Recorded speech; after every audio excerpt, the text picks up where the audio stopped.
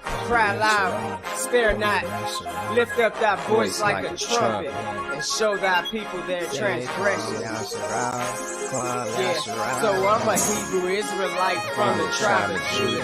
Yahawashi on our side, so don't try to move us. We got next, and this wicked king is almost over.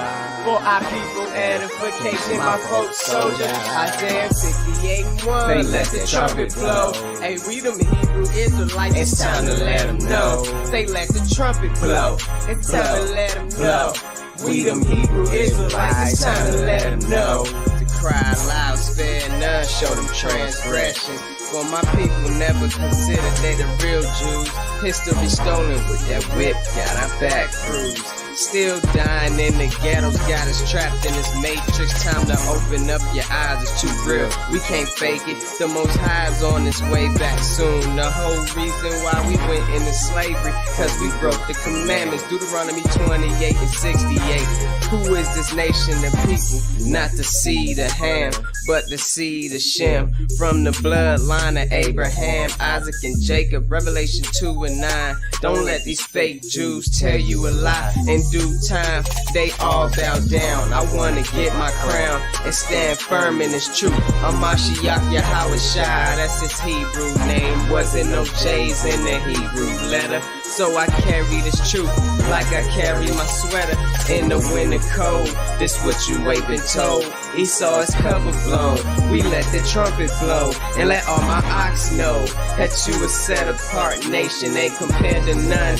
And when the Most High return, these other nations done. Isaiah 14:1, we gon' possess the land, and they gon' try to cleave. And the Most High said it all is book of prophecy, a hard pill to swallow, but when that light shine, it's real bright, and the Most High is our lifeline. So Qam Yasharala rise, O Israel. Hey Qam Yasharala rise, O Israel.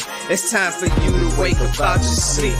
Romans 13:11, our salvation is near. Lift up thy voice in the streets so the whole world hear. Yeah, so I'm a Hebrew Israelite from the tribe of Judah. Yahawashi, he on our side, so don't try to move us. We got next. Hey man, this wicked kingdom is almost over. For our people, edification, my folks, soldiers. Isaiah 58:1, they let the trumpet blow. Say we them Hebrew Israelites, it's time to let them know. They let the trumpet blow, it's time to let them know. We them Hebrew Israelites, it's time to let them know. They let the trumpet blow, it's time to let them know. We them Hebrew Israelites, it's time to let them know. Would you denounce wicked traditions or not? Go to church on pagan Sundays, don't keep the Sabbath at all. That's why we standing on these corners, get this message to y'all. That you living in the wicked world, they knowledge is flawed. Full of satanic practices, the Vatican worship the Black Madonna on the low. While we die from Planned Parenthood, this is woe. Why you think we quoting scriptures, going head up with the beat, spreading righteousness ooze, leaving our enemies due. This institution is through. We got the spirit of a lion and the power of Yeshaya. There's no way we could expire. I'm on fire. The Messiah is the root of the fire that be all up in my bones. And the prophet ain't respected at his home, but the truth won't stop. Don't try to make us to be wrong. And the scriptures bear witness to the things that we speak. Blow them trumpets, blow them trumpets. We them Israelites, man, and we 12 tribes deep. Hear the message that we speak. Blow them trumpets, blow them trumpets. We them Israelites, man, and we 12 tribes deep. Hear the message that we speak. Well, I'm a Hebrew Israelite from the tribe of Judah. Yahawashi, he on our side, so don't try to move us. We got next. Amen. Shalom, shalom, shalom. Most High bless, Most High bless. It's your brother Qanath, Yahawashi. Hallelujah, hallelujah. Once again, Thursday, 5 o'clock, we have our Nazarite brothers in here to edify. You know, I would just say have an open ear, And by, let me say this also, F.O.P.E. Does not necessarily agree with everything that people come on our show and speak about. Like I said, our show is an open platform for edification purposes only. Edification purposes only. That's why we call ourselves EE, for our people edification, to edify you. right? And these brothers bringing the knowledge, right? So if anybody don't agree with them, respectfully, they will have a Q&A afterwards. And then you also will have the opportunity to have a platform for yourself if you keep it respectfully and counter what they saying, so we can get down, like my grandmother always say, the nitty gritty, that iron sharpen iron. And mind you, everyone that comes on our show and F.O.P. don't agree with it, then we may have a counter response behind closed doors. And then if it don't get settled behind closed doors, then we will take it to the public. All right. But let me say this, man. I respect both of these brothers. I actually met one in person. He came to my home, you know, beautiful spirits, beautiful hearts, you know, and let's look at it this way. We was all one time old Christians, and now we come to the knowledge and the faith. You understand? So we all was in a dark place at one time, and we growing in the spirit. You know, the scriptures say knowledge what? Increases. The knowledge increase, man. So let's get the more guys. Introduce yourself. Introduce yourself once again. And like I said, man, every Thursday, 5 o'clock. Hallelujah. Most High bless. How you brothers doing? Most High bless.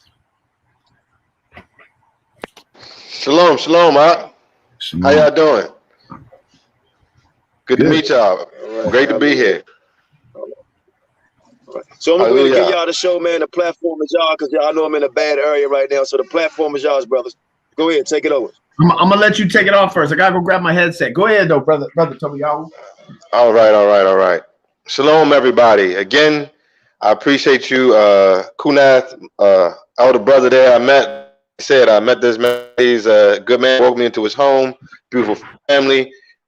Great person overall. I can attest to that from my own account. We did this study last week, or at least did part of the study last week, where we were discussing the Nazarenes or the Essenes and the truth about what actually went down in Palestine, what you call Yisrael or Israel, the Roman Yehuda, 2,000 years ago.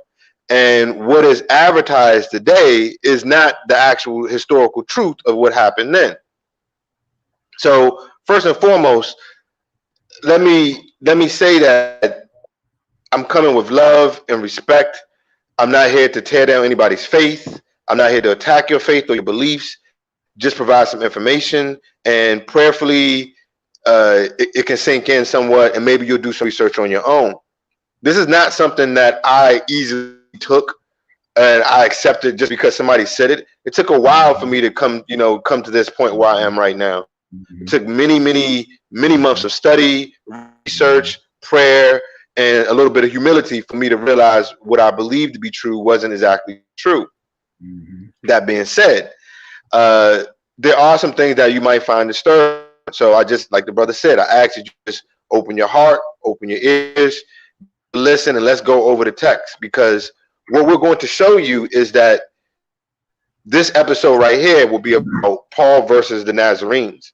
So we're going to show you the camp, the sect of the Nazarenes that Qanath the Mercer or John the Baptist and Yahusha, who we call, Mashiach or the Messiah, they were actually at odds. Maybe not originally, probably not originally, but eventually at odds. And however that came to be, it's irrelevant, because you have one side, you have Paulin Christianity, and on the other side, you have Jamesian or Yaakov Nazarism, or to be a Nazarite. So please, Yemayahu, please introduce yourself. All praises. Well, thank you, brother Tobiyahu, also known as brother Damon, brother Qanath, F.O.P. family. I hope y'all can hear me, because these earphones be off and on sometimes. So I hope y'all can hear me okay. I can hear you. All praises. Well, first and foremost, we always got to give thanks to the Most High, the Elohim of Abraham, Isaac, and Jacob, for raising us up to our knowledge and understanding of being the royal house of Israel. That and where we have been as a people has been due to the fact that we have not followed and stuck to the knowledge of the Most High. And because of that, we have been lost as a people. We have not stuck to the laws. I don't want to sound cliche, but I do believe that we are in the state that we are in because we have lost that understanding and knowledge of our Creator. And therefore, we have lost the knowledge and understanding of who we are supposed to be as a people. And this is very important because this study helps us to gravitate back to the most accepted form of worship, walk, and understanding and embodiment of of us as a people as we go. There are many things about this that is very edifying when you really start to study, as Brother Tobiyahu says, Essenes, Nazarenes, Nazarites. That is very much a self-adjuring, to yourself, to the Most High, as a daily walk. But by the grace and mercy, my brother Tobiyahu was going to light me up a couple years ago when he was like the Nazarites were at camp, and I was like, no, they wasn't. And he said, you want to go live? You want to go live? And I was like, man, just go ahead and light me up right now, man, because I had to yield. I didn't know what I was talking about. I had to yield to him. All right, man, lay it on me, man. I don't want to do a debate. My man laid it out to me left and right, and I just sat there, my mouth hit the floor. And I go to my safe zone. Well, what about this? What about 1 Corinthians this? What about that? Like he said, it's not something that we all easily accept. And so I had to go against my own European, Hellenized, Greco-Roman, Catholic, Christian ideology that they have tossed at us and enforced upon us. And I had to go back and rework a lot of that stuff. And it took a lot of time, a lot of frustration to going against my own cognitive dissonance. So anyways, without any further ado, by the grace of Most High, and me and Brother Damon, we've been studying a book called James, the Brother of the Messiah, James, the Brother of Jesus, Robert Eisenman. He goes into a lot of depth of history, Dead Sea Scrolls, extra biblical accounts, pre-Nicene councils, and by that grace and that mercy, I've accumulated a stash of books and material that very much is in line with pre-Nicene council teachings and understandings. And so with that, we're going to go into some details. I'm going to be my brother's scribe. I'm going to try to share my screen, and he's going to go and explain the difference between Paulin Christianity and Jamaican Nazaritism without any further ado.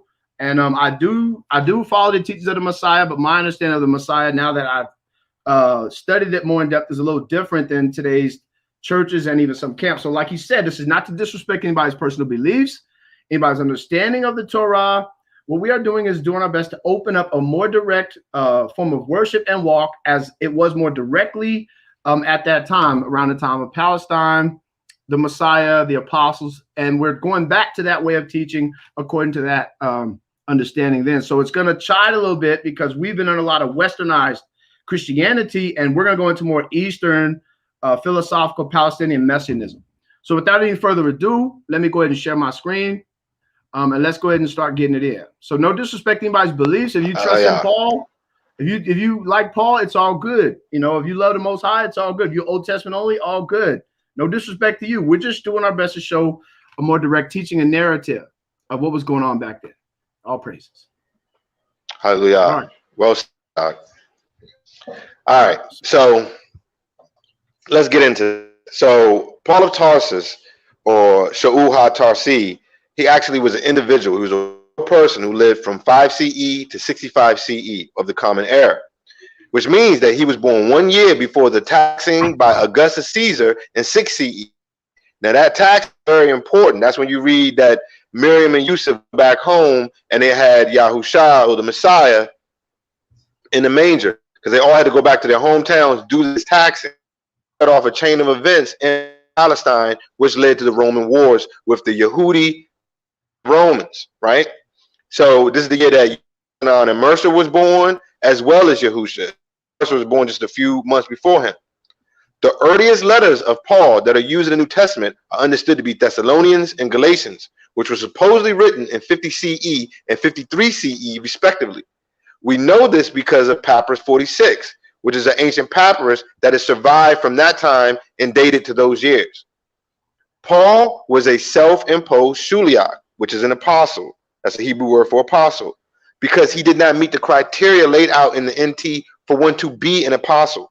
Let's first go to Sefer Masim, or Book of Acts 1, verses 21 and 22.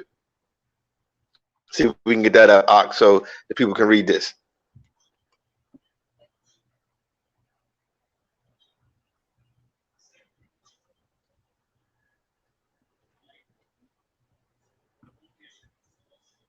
When you share your screen, just let me know and I'll put it in, all right? Oh, so I thought I was sharing it. Hold on. It's all good. Okay. All right. Give people a chance. They read it. They can get it themselves. We're going to the Book of Acts 1:21 and 22 here. Can you guys see it? Can you guys see the screen? Not yet. I can't. Okay, hold on. Maybe he can actually, and he has to put it up, but I can't see my yet. share screen? All right. It's not there yet. You gotta share it. Okay. All right, hold on. When you share it in the back, I'll post it. I just had it. All right. Hold on. Let me see. Hold on. It was just doing it. Hold on. All right, there you see the share screen button? You gotta. Yeah, I see it. I just did it right there. I don't know what's going on with it. I don't know. Share audio. All right, I just had it. I don't know what's going on with it. I just had it. Okay, hold on. I don't know if it's my okay. Yeah. You think it might be the headsets? I was wondering that. I was a different option or something. Yeah, let me see. I don't think it's headsets. Now it's not letting me do it. Hold on. Now it's not letting me do it. Okay. Hold on. Let me see what's going on. Let me try to go to StreamYard. All right, that's what it says. Everybody can hear me. Stop cam. It's not even letting me mute it, man. Hold on. I mean, you just did it, so I don't know. It was just working. Yeah, I know. I did. I know. Yeah, I don't know why it's doing that, but you should be allowed to share your screen. You just got to hit the button, and I did. It'll pop up, and I can post it for you. All right. Hold on, let me see what's going on with this. Yeah, it's not letting me click on anything right now. Hold on, let me just close out. I'm trying to jump back in. Just let me close out. Jump back out and jump back in. That could be the problem as well. I don't know. StreamYard been acting funny for a while now. Ever since they had an update. Okay. Okay. Yeah, the first time I've ever used this is with you brothers. I think it's pretty cool, but I've never used it before. Yeah, it's been acting up a little bit. Because it wouldn't even let me share the stream yard links in the chat or even on YouTube for some reason. I don't know why. It started bugging out every now and then. All right, let's just pray just a little simple bug. It's crazy. It shouldn't be long though. If he jump back in, hopefully it'll straighten itself out. Hopefully it'll clear itself up. I mean, I got no problem just reading it, but I would like for people to be able to, to read along as well. I think that helps. At least it helps me anyway. Yeah, see, I'm doing it off my phone, so I don't even have a share screen button. Yeah, me too. I don't have a share screen button. Let's try it again. Y'all can hear me, right? Hear you loud and clear. Oh, praise God. Let's try it again. All right, I just hit the share screen button. It says entire screen or window. It don't matter, whichever one you want to do. All right. Your screen will be up there. Okay. There you go. All right. All right. There we go. All right, there it is. All right, let's get over to it. All right. All praises. I'm gonna be in the back chat if y'all need me. Okay. So I can all right. All right. Appreciate you, Ak. Thank you. To that. All right. Acts 1:21. Sorry Acts for the 1:21 to 21. Hey, it's no problem with me. I apologize to everybody who's watching. Sorry for the delay.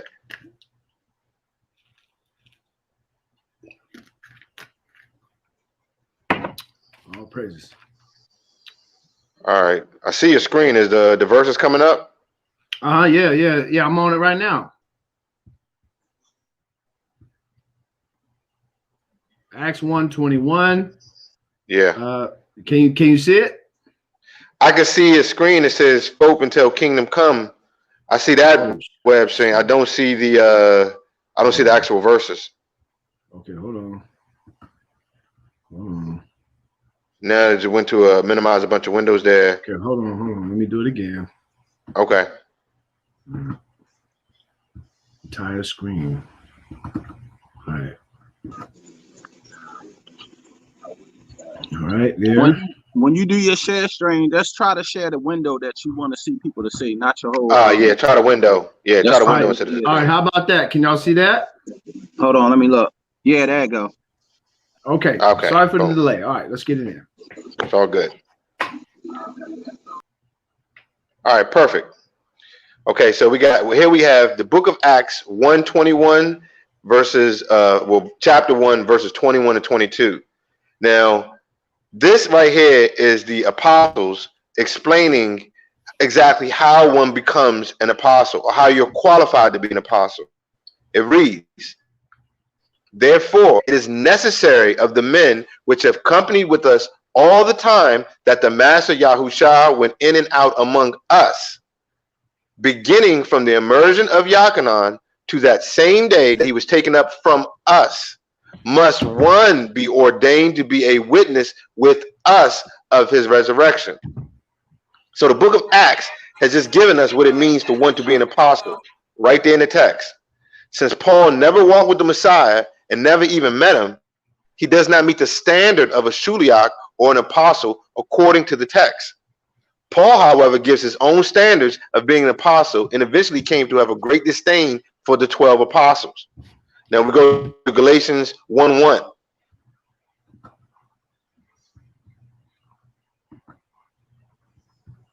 We see Paul, a Shuliach or an apostle, not of men, neither by man, but by Yahushua Mashiach, the Messiah, and Elohim, the Father, who raised him from the dead. Second witness of this, Romans 1:1.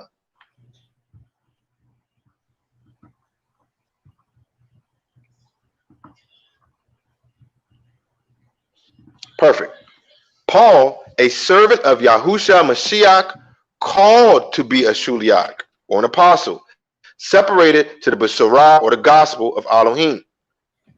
Now we understand that the Messiah selected those of his inner circle, the 12, to be his particular emissaries to the world. They're supposed to be sitting on the 12 thrones of all the tribes at the end of all of this. But Paul states that he was selected by the Spirit or the resurrected Messiah that only he is in contact with. Paul also states that he was from the tribe of Benjamin or Benjamin. Let's go to Romans 11:1.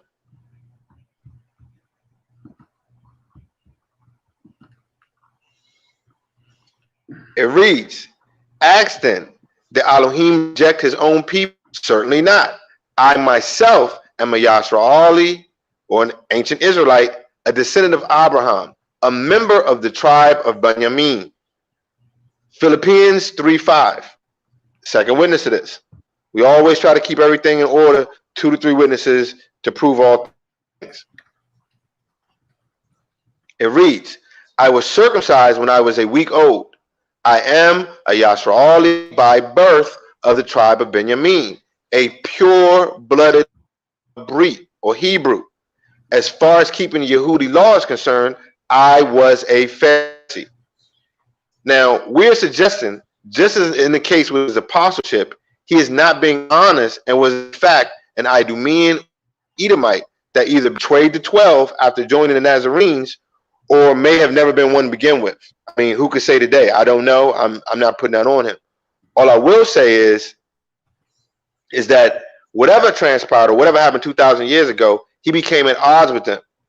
And he was not actually related to them directly as one of the tribes. One fact that helped illustrate this point is the fact that he identified himself as a Pharisee and was the son of Pharisees. So let's go to the book of Acts 23, verse 6.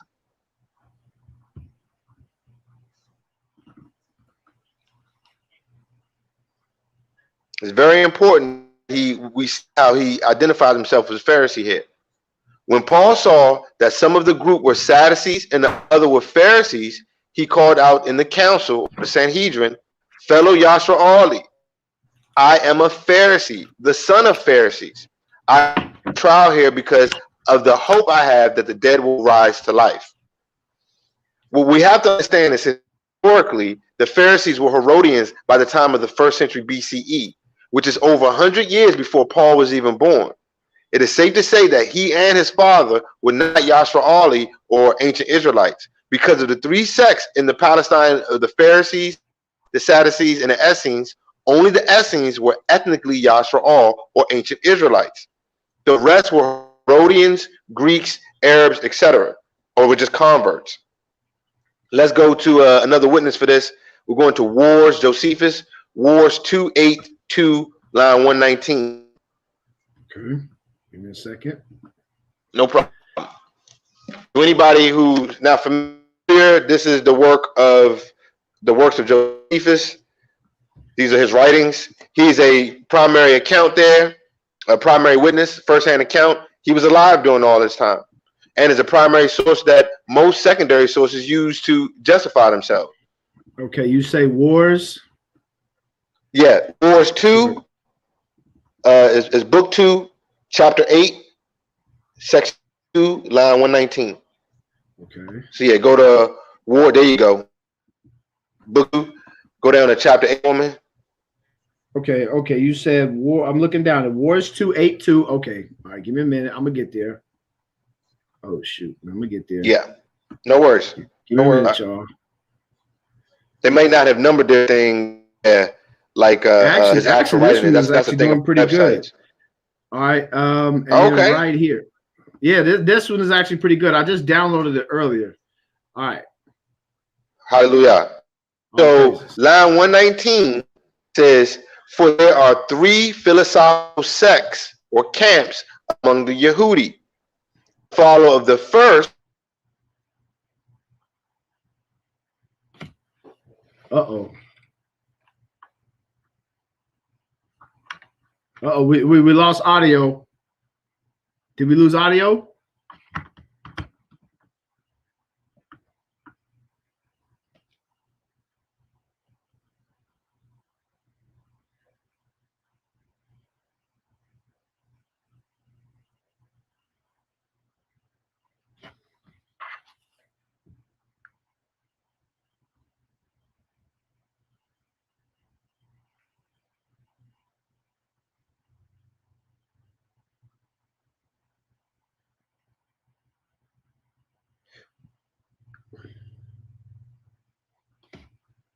Did we lose audio? Everything good? It looks like we lost brother Damon. He might come back in. Okay. But what he was trying to show us was that there was no such thing as Christians in the early 1st century, dealing with the apostles and dealing with the Nazarites and the Essenes and things like that. He's showing us that in the book of the Wars 2:8:2, line 119. When he comes back, just go ahead and bring him back in. It says, "For there are 3 philosophical sects among the Yehudi, the followers of first, which are of the Pharisees, the second of the Sadducees, and the third sect, which pretends to a severe discipline, are called the Essenes. These are Yehudi by birth." And this is what Brother Damon is trying to stress, is that this is who Yehudi was. They weren't considered Christians. They were referred to as Essenes. And it says right here, "and seem to have a greater affection for one another than the other sects have. The Essenes reject pleasures as an evil, but esteem continence and the conquest over passions to be virtue. They neglect wedlock, but choose out other persons' children while they are pliable and fit for learning, and esteem them to be of their kindred. Inform them according to their own manners. They do not absolutely deny the fitness of marriage and the succession of mankind thereby continued, but they guard against the lascivious behavior of women, and are persuaded that none of them preserve their fidelity to one man." So he's trying to show us that the Pharisees and the Sadducees were foreigners, and the only one of these 3 sects were actually the Essenes, which were Yehudi by birth. And he's trying his best to show us historically and give a account of this, why Paul was considered a Pharisee. He's trying to show proof that it appears that he was a foreigner. I'll continue on where he's at until he gets back. And then he wanted us to go to Acts 24. He gave me his list. I'm gonna go over his list. Hopefully until he gets back on, until you guys get a message from him. Acts. He wanted to show us Acts 24 because he gave me his list. Acts 24, verse 5. Okay. Acts 24, verse 5. "For we have found this man, a pestilent fellow, and a mover of the sedition among all the Yehudi throughout the world, and a ringleader of the Nazarenes." That's what they're saying right there in Acts 24, verse 5. And so what he's doing his best to show is that what he's saying is that Paul was actually a Pharisee because he was a foreigner, and that actually Nazarenes and Essenes were like subgroups of all Yehudi. That's there. When he gets back on, like I said, I don't know if he's gonna hit you guys with a message or try to just get back in the get back in the show or whatever. 1 Corinthians. Soon as he pop back in, I'll put him back in the show. Okay, yeah, I don't know what's going on with the signal out there. That's why I got my mic muted. I'm being quiet as possible. My man is way out there in Ghana, so sometimes they have signal things going on. So he gave me his list. So I'm gonna just try to, follow where he was at. Okay, no problem. Okay. I'm right here listening until he come back. As soon as he come back, I'm gonna throw him right back in the room. All praises. So it says right here in 1 Corinthians 6:12, he says right here, all things are lawful unto me, but all things are not expedient. All things are lawful for me, but I will not be brought under the power of any. And what he's attempting to show us is that Paul was not particularly fond of coming under the authority of the Nazarenes. We see on a couple of occasions when he went up to Jerusalem for the Jerusalem Council, we had talked about again under Acts 15, under Acts 21, Paul was being told on a couple of accounts how to look at circumcision, how to look at the Torah, and how to look at different aspects of the law. And so we see right here that Paul did not want to become under the authority of any of the Nazarenes when he acknowledged in Galatians, I think it was like 1:19 and Galatians 2:9, that his authority was who seemed to be pillars. I think he said in Galatians. Yeah. All right. Are you back? Okay, cool. All praises. Okay. All praises. I'm back. I yield. All praises. I think my phone signal dropped. Okay. All praises. All right. I yield back. I appreciate that. So I pray everyone saw how that only the Essenes were the sect that were actually Yehuda by birth. And as I righteously went over here, did you already go over Acts 24:5 where it said yes to the Nazarenes? Yes. I could go back if you want me to. Okay, hallelujah. No need for that. So I just want people to see that this was actually a sect or a group. There was no historical Nazareth. I want people to understand that. There was no historical place Nazareth. Nazarenes were a sect or a camp that Paul came associated with, right? And all descriptions of Nazareth education are just attempts by the Roman Catholic Church to hide the truth of this sect that Ha Mashayach, his relatives, and all the rest of his followers belonged to.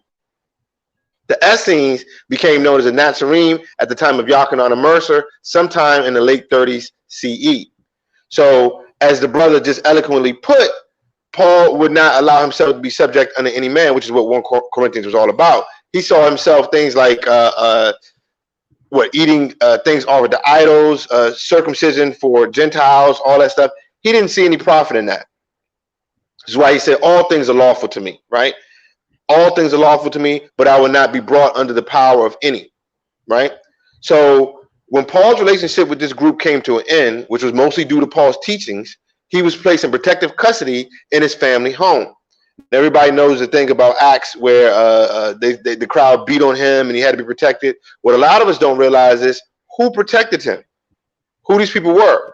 So let's go to Acts 23:35. Thank you, Ak. And it reads, I will hear you, Paul, he said. Now this is Felix, right? When your accusers have come also, he commanded him to be kept in Herod's palace or his mansion. What you have to understand is Antonius Felix was the procurator of the Idaean province from 52 CE to 60 CE, and he was married to Drusilla. And this is all very important. Let's go to Acts 24:24.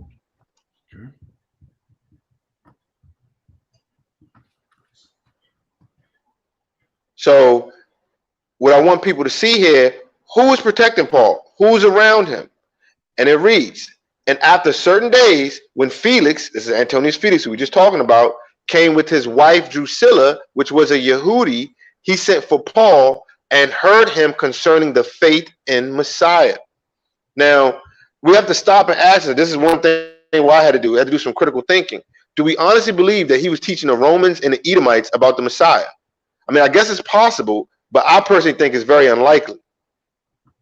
If we recall from last week's study, Drusilla is an Idumean that lived from CE 38 to 25, 25th of August to 78 CE, and was the daughter of Herod Agrippa I, the king of Roman Judea, and the sister to Bernice and Miriam and Herod Agrippa II. Felix was protecting his wife's family member Paul from the people during the war between the Yehudi and Rome. A lot of times we forget that this was actually a war zone. This is why Agrippa II, Bernice, and Drusilla, who are all Herodians, visit them in their family home, which was the protective custody. These were all Edomites. So let's go to Acts 5:23. Thank you, Rock. And on the morrow, when Agrippa, this is Agrippa II we're talking about here, was to come, and Bernice, with great pomp, and was entered into the place of hearing with the chief captains and principal men of the city, and Festus' commandment, Paul was brought forth. Paul was submitting to Roman judgment because he was a Roman citizen.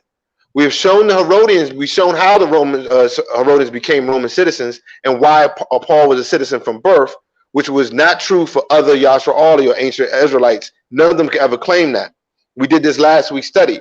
They were given this right by Antipater. Julius Caesar granted Antipater Roman citizenship for all Herodians. They were free from taxes everywhere.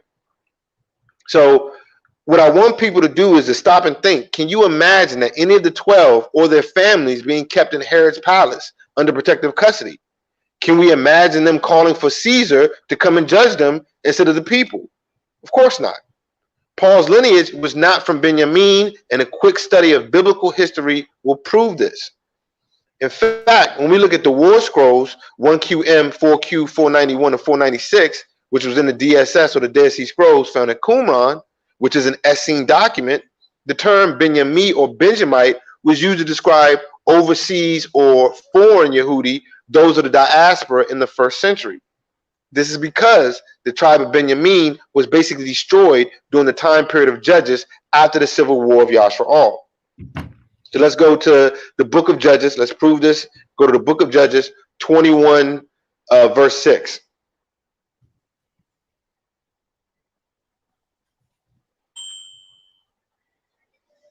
To that. And the children of Yashraal repented them for Benjamin or Benjamin, their brother, and said, there is one tribe cut off from Yashraal this day. I want people to understand what this means.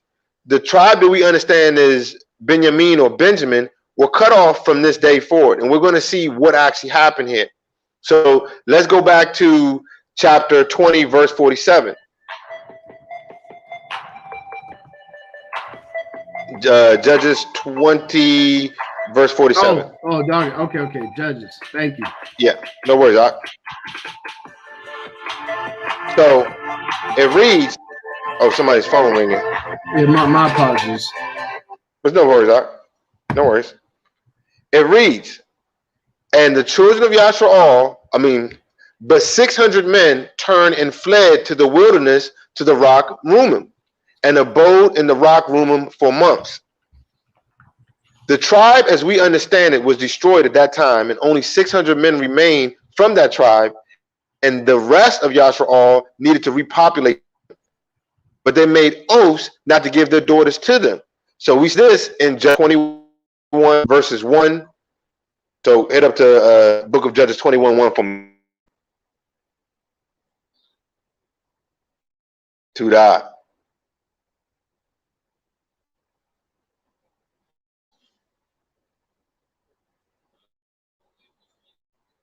This is just painting a picture, building a case here so people can see how anybody who claimed to be from the tribe of Benjamin, if they understood what that meant, knew what they were trying to do. So it reads, now the men of Yashraal had sworn at Mitzpah, saying, there should not of any of us give his daughter to Benjamin to wife. Verse 7 reads, yeah, take me to verse 7. We're going to go through verse 7 to 12. I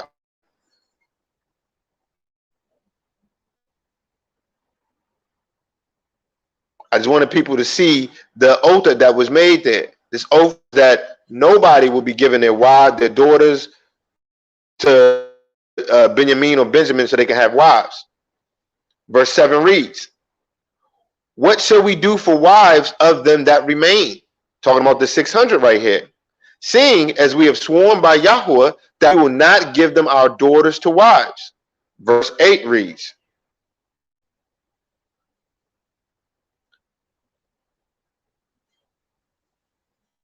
to that. And they said, what one is there of the tribes of Yasharal that did not come up to Mizpah to Yahuwah? And see, none came of the camp of the Yabas Gilead to the assembly. Verse 9.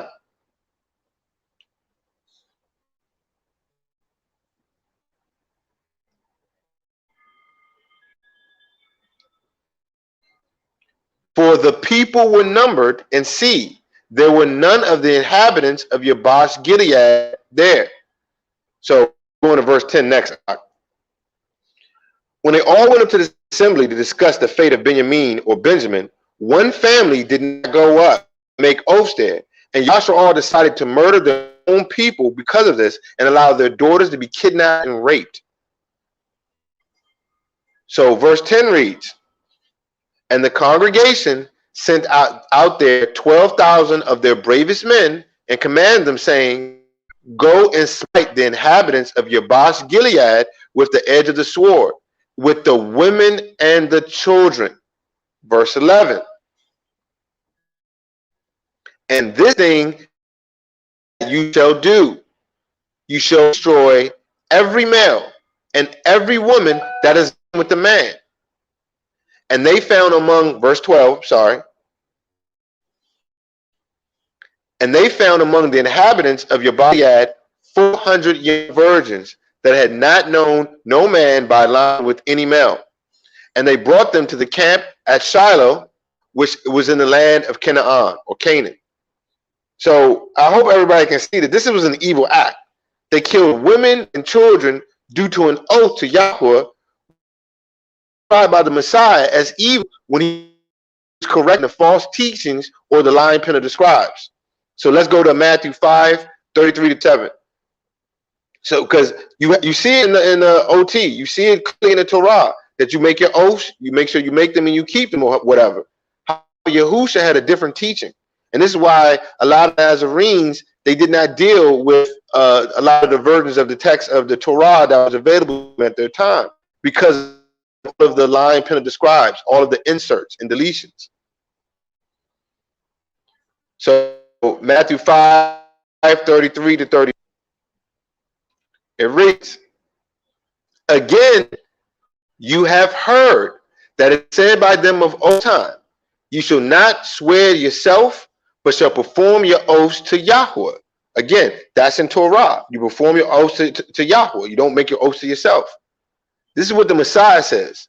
But I say to you, swear not at all, neither by heaven, for it is Elohim's throne, nor by the earth, for it is his footstool, neither by Jerusalem, for it is the city of the great king. Neither shall you swear by your head, because you cannot make one hair white or black. But let your communication be yeah, nay, nay. For whatever is more than these comes of evil. Which is very clear.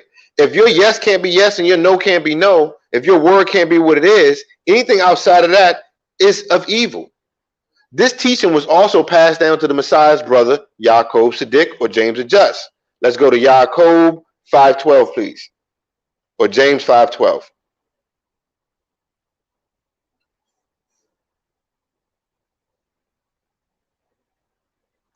This right here is the correction that these Essenes or Nazarenes were making when it concerns some of the things that we saw in the Torah.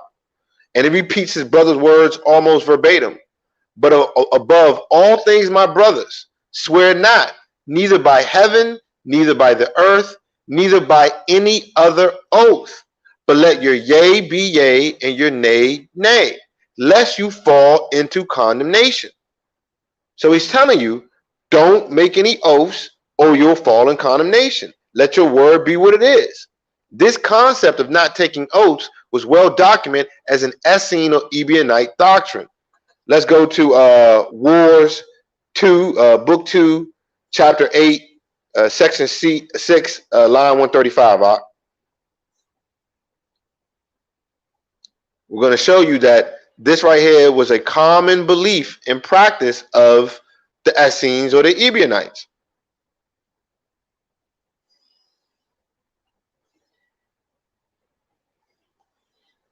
2 8, section 6.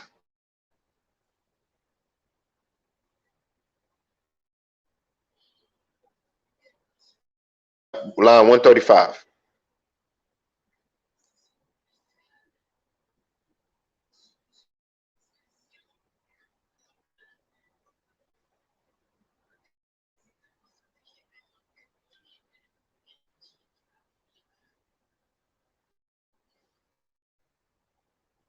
It should be above that. Yeah, that's chapter 9. It should be above that. It should be in chapter 8.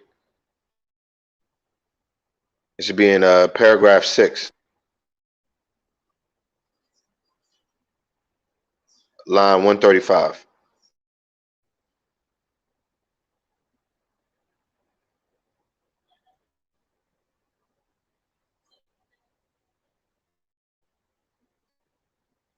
Well, as you look for the, I'll just start to read for y'all right quick. They, meaning the Essenes, are eminent for fidelity and are the ministers of peace. Whatever they say also is firmer than an oath, but swearing is avoided by them, and they esteem it worse than perjury. For they say, he who cannot be believed with swearing by Elohim is already condemned. Listen to that language. It's the same language there. Condemnation, condemned. If you cannot be believed by your word alone, you're condemned. This oath during the time of rulers or judges was evil and definitely came from evil. And then they had these 600 men take these 400 virgins to try to repopulate Benjamin, which would not be enough, of course.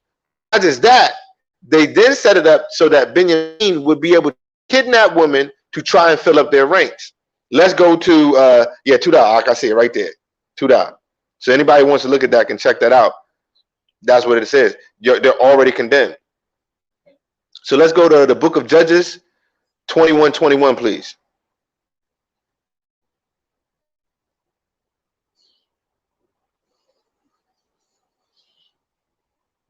We're going to read 21 and 22.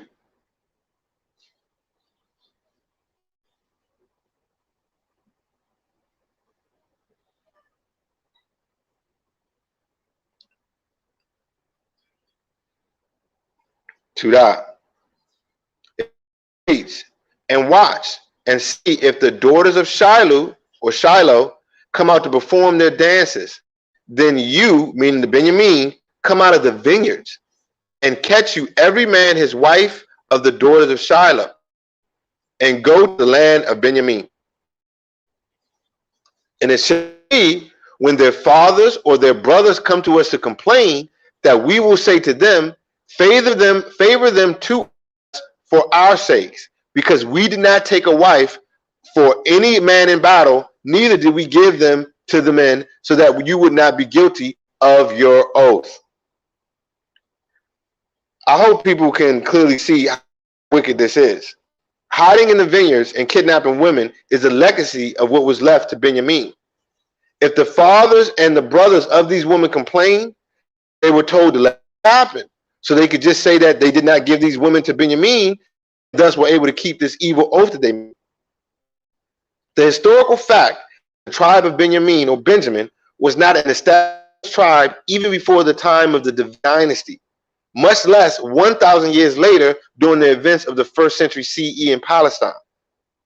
Benjamin was truly destroyed after that war, and this is why they were absorbed into the southern kingdom, and why the authors of the Dead Sea Scrolls refer to them as foreigners or overseas Yehudi. This is also why Paul of Tarsus chose his lineage from that tribe, because no one could fact check it. It was the perfect tribe if one was a Herodian and wanted to hide his lineage among one of the 12 tribes. So it is our position that Paul was not related to any of the 12 apostles in any way, and was not a part of this organization by even the mid-50 CE.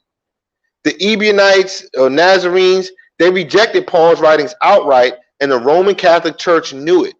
This is why this sect had to be branded as heretics by the Roman Catholic Church, just as in cases we have already seen where only fragments of their writings are left in the writings of these church fathers. So We got one from Irenaeus. I don't know if you got this one, Ak. Thank you, Ak. Against Heresies, 126. To that.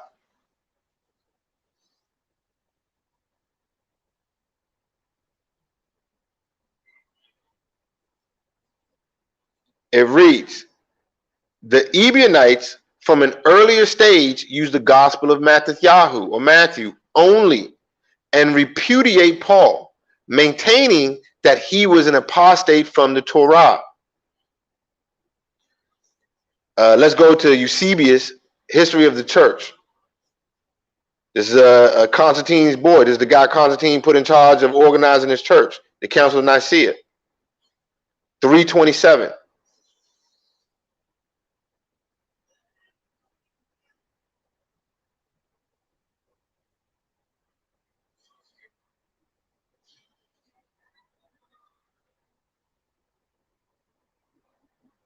To that.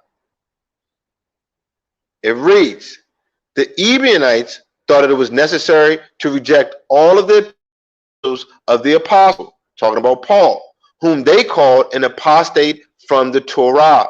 Now, Irenaeus was what they called a apostolic father, meaning he was somebody who knew the apostles, but he didn't know Messiah or anything like that. So he's kind of in the same position as Paul. He knew of the men who knew the Messiah, didn't know the Messiah directly. And he was taught by the men who learned from the Messiah. Eusebius came centuries later and it just basically regurgitating what Irenaeus was talking about. And I want you to notice he left out where Paul didn't say that. He just calls him the apostle whom they called an apostate from the Torah. This is a part of the church's cover-up, trying to hide what happened, what was going on there. Paul was identified in Ebionite literature as the liar and the enemy or the lawless one. And this is congruent singular figure in the Qumran corpus or the Dead Sea body of work known as the liar or spouter of lies, who is the one they also called the enemy as well. Paul constantly claimed that he was not a liar in his writings. So let's go to Galatians 1, please.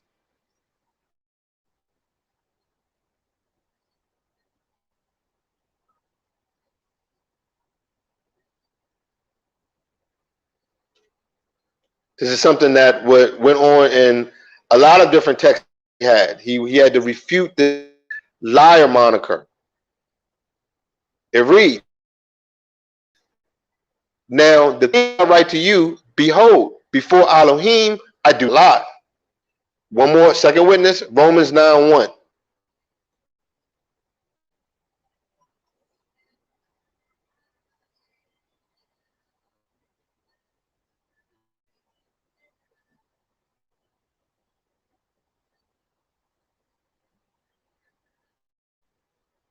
Boom.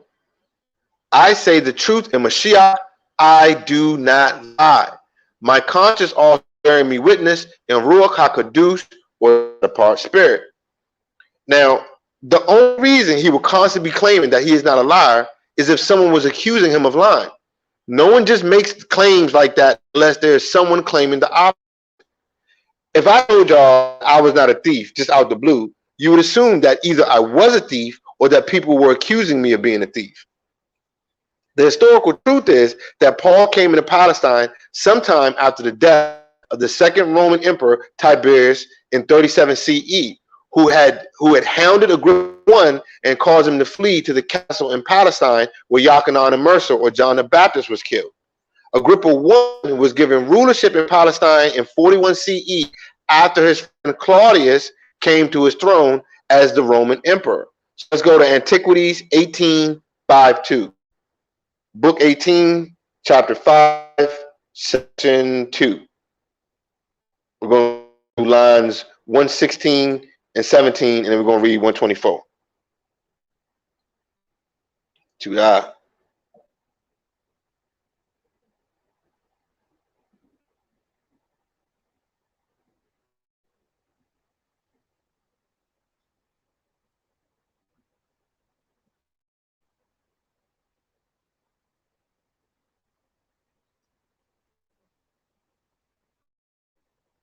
All right. Line 116 reads.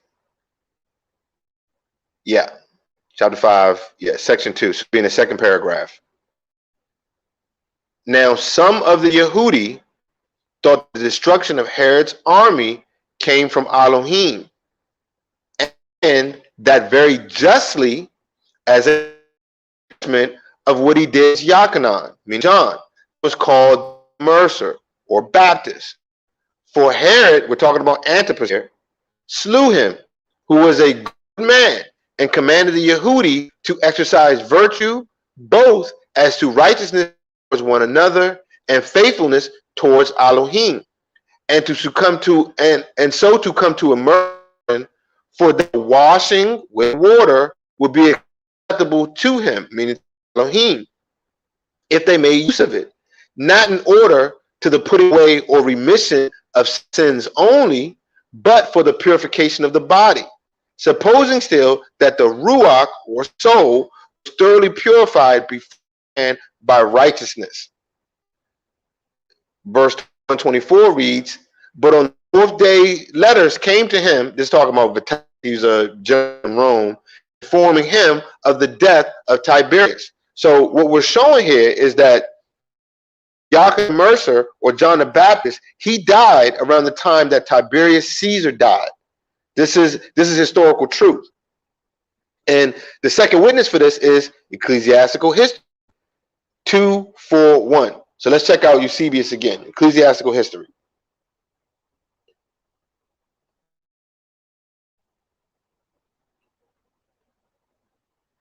Two, 4, 1. 2,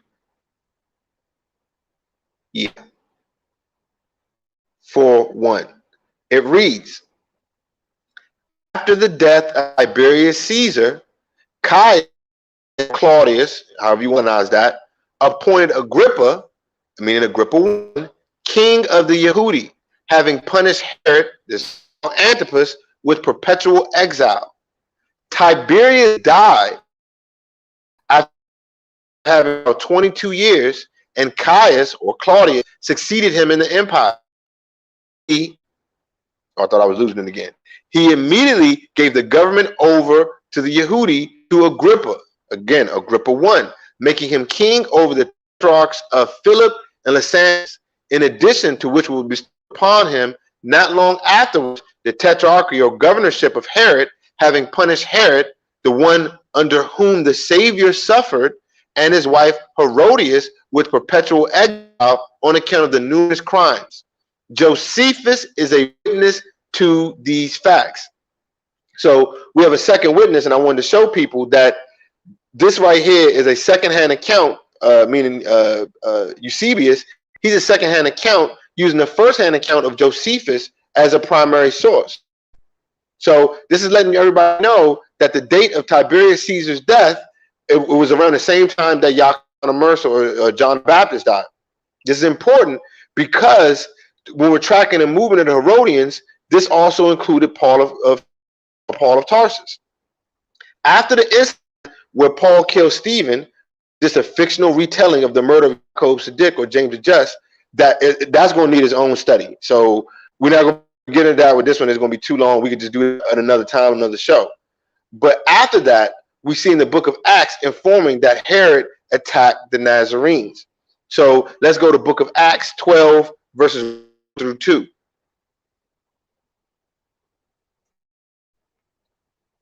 And prayerfully, some of these things are starting to see some of these connections, and prayerfully by the end of this, you'll see this picture we're trying to paint here.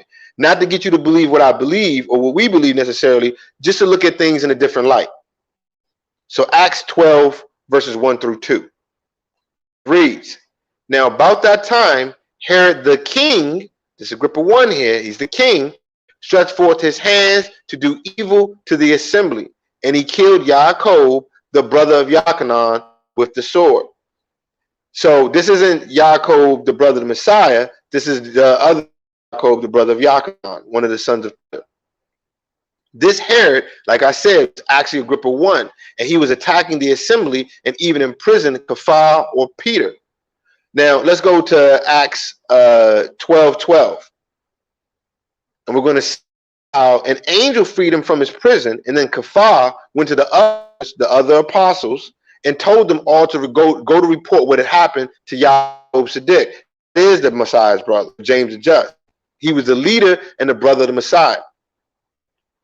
12:12 reads, and when he had considered the thing, he came to the house of Miriam, the mother of Yachanan, whose surname was Marcos, where many were gathered together praying. So let's go to verses 16 and 17 of this arc.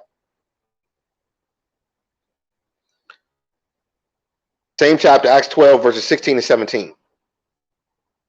So I want people to understand that after escaping imprisonment by Herod Agrippa I, Kepha or Peter came to the house of an apostle named John Mark, where he told them all what had happened and what they needed to do.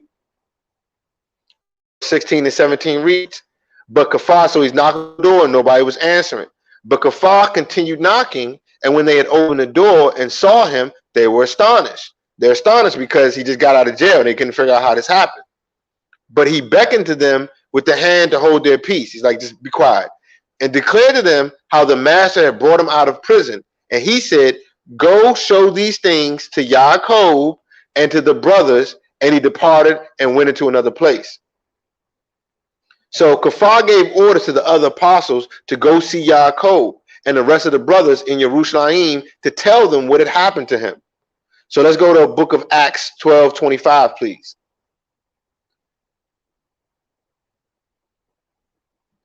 This is when Barnabas, who was actually Matthew, which we'll show, were on their, and Paul were on their work, and they had Yachanan Marcos or John Mark with them.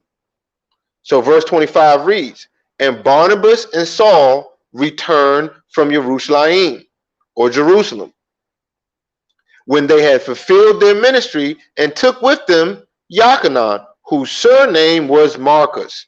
We're making a point here. This is John Mark. At this point, Paul is actually with the group and is functioning as a member, not an apostle, but a member along with some of the apostles. In the beginning of the next chapter, Acts is going to tell us some very interesting information about Paul's upbringing. So let's go to Acts 13:1, please. Very next chapter, very first verse. Then we're going to show a few other things from Acts 13.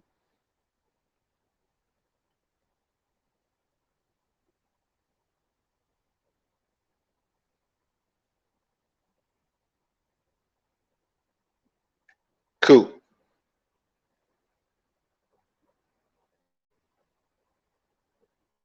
So Acts 13:1 reads. I'll make sure you guys get this so you can see, y'all can read along with us and see this. Because this is another very important point. There we go. It reads, now there were in the assembly that was at Antioch, keep Antioch in mind, a lot of stuff concerning that place, certain prophets and teachers, as Barnabas and Simeon, that was called Niger, and Lucius of Cyrene, and Manaheim or Manaen, which had been brought up with Herod the Tetrarch and Saul, who was Paul. So with Manaen or Manaheim that had been brought up or raised with Herod and Paul. That's clutch, because Manaen or Manaheim was another Herodian as well as Herod the Tetrarch, who was a Herodian, who in this case is Agrippa I, like we said. Some may think this is Agrippa II, but that is historically impossible, because Agrippa I lived from 11 BCE to 44 CE. His son, Agrippa II, lived from 28 CE to 92 CE. Paul was born in 5 CE, like we said. So if he was raised with anyone, it is definitely Agrippa I that he's raised with. And we'll also why, because of his friend as well. We also see the beginning of this rift between Paul and the Nazarenes when Yachanan, John Marcos, does exactly what Kepha or Peter told him to do and left Paul and Barnabas to go to Jerusalem and report to Yaakov. Let's go to Acts 13:13. We're just building this case here. And this is all just in the standard text. You see, there's nothing hidden here. It's all just for anybody to see. Acts 13:13 reads, Boom. Now, when Paul and his company left from Paphos, they came to Perga and Pamphylia, and Yochanan, departing from them, returned to Jerusalem.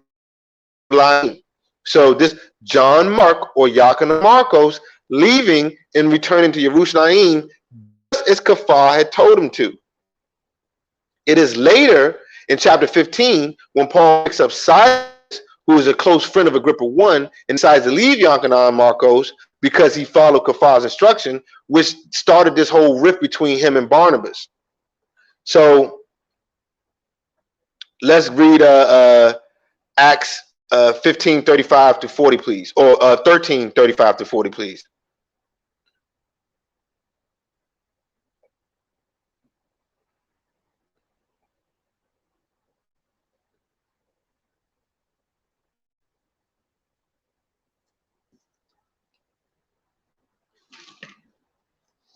Oh, let me get my book. That actually may be chapter 15. Actually. Just check out 13 right quick for me. Yes, right there. Paul also and Barnabas continued in Antioch, teaching and preaching the word of the Master with many others also. And some days, next verse, and some days after, Paul said to Barnabas, let us go again and visit our brothers in every city where we have preached the word of the Master to see how they do. And Barnabas determined to take with them Yochanan, whose surname was Marcos. This is John Mark. But Paul thought not good to take with them, departed from them in Pamphylia, and went not with them to the work, like we just read. He just left from them to go up to Jerusalem like he was commanded. And the contention was so sharp between them, meaning Paul and Barnabas, that they departed asunder one from another. And so Barnabas took Marcos and sailed to Cyprus, and Paul chose Silas and departed, being recommended by the brothers to the grace of Elohim. So the important takeaway here is that Barnabas with Yochanan and Paul chose Silas. But as I stated, Silas was a close friend of Agrippa I. Let's look at our second witness on this. Let's go to Antiquities 18, book 18, chapter 6, sect 7, line 204, please.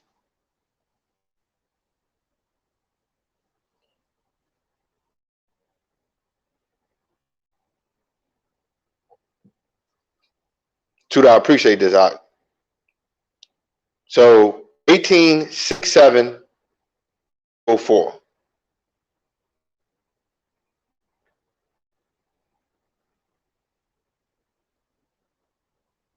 So what we're going to do is we're going to show. So, I mean, anybody who can see, who's just reading the text, you clearly see that Yochanan Marcos, or John Mark, Paul wanted nothing to do with them as he left and did exactly what Kafar or Peter told him to do.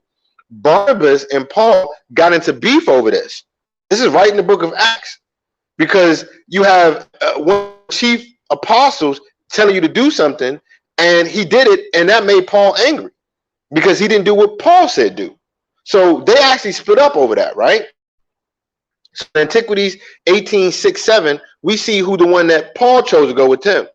So his, meaning Agrippa I, Silas came into him, and two of his freedmen, Marcius and Stechus, brought him such comforts, such sorts of food as he was fond of, and indeed took great care of him. So I'm just showing that Silas was the friend of Agrippa I. That was like his best friend. And this is who Paul is walking around with. Let's go to Antiquities, next chapter, or next book, 19, chapter 7, which is using the second witness for this.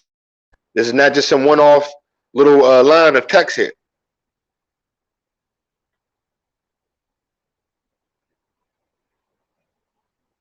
This cat Silas was the best friend of Agrippa I.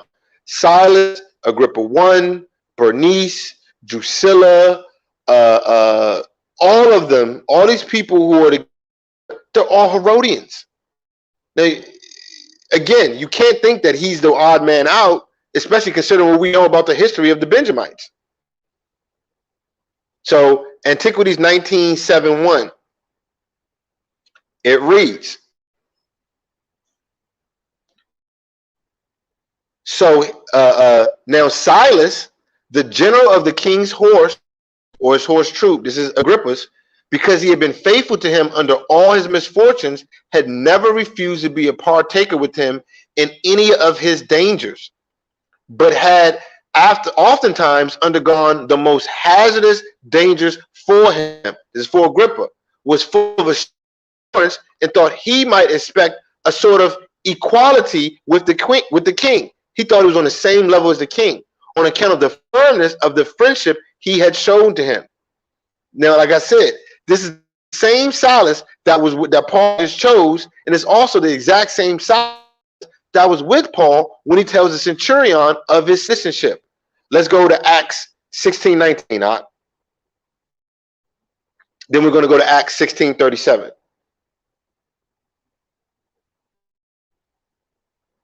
Like I said, we're just laying the case here so we can all see what is clearly in the text. With a little historical context, will make very clear after a little bit of study.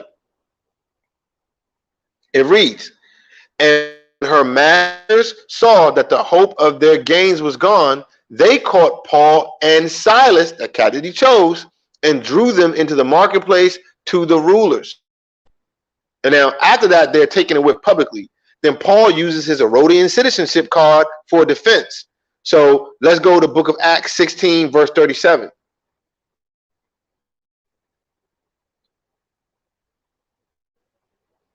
And like I said, I want people to keep in mind that this is a war zone with Roman centurions here.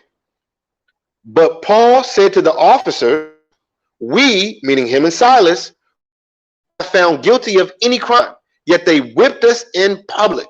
And we are Roman citizens. They threw us in prison. Now they want to send us away secretly? Not at all. The Roman officials themselves come here and let us out. So please, people, let's keep an open mind here. Paul is being extremely bold with Roman guards because he understands his standing as a Herodian and a Roman citizen. A Roman citizen, he could vote, marry, was free from public flogging, taxes, and rules or regulations given to the general populace and slaves. They could only be executed by the sword or beheaded and never tortured or impaled. Now, seeing as we all know that all the followers of the Messiah were all tortured, and everybody who was Yashar all in that region were all times tortured by the Romans, that just wasn't the case for them.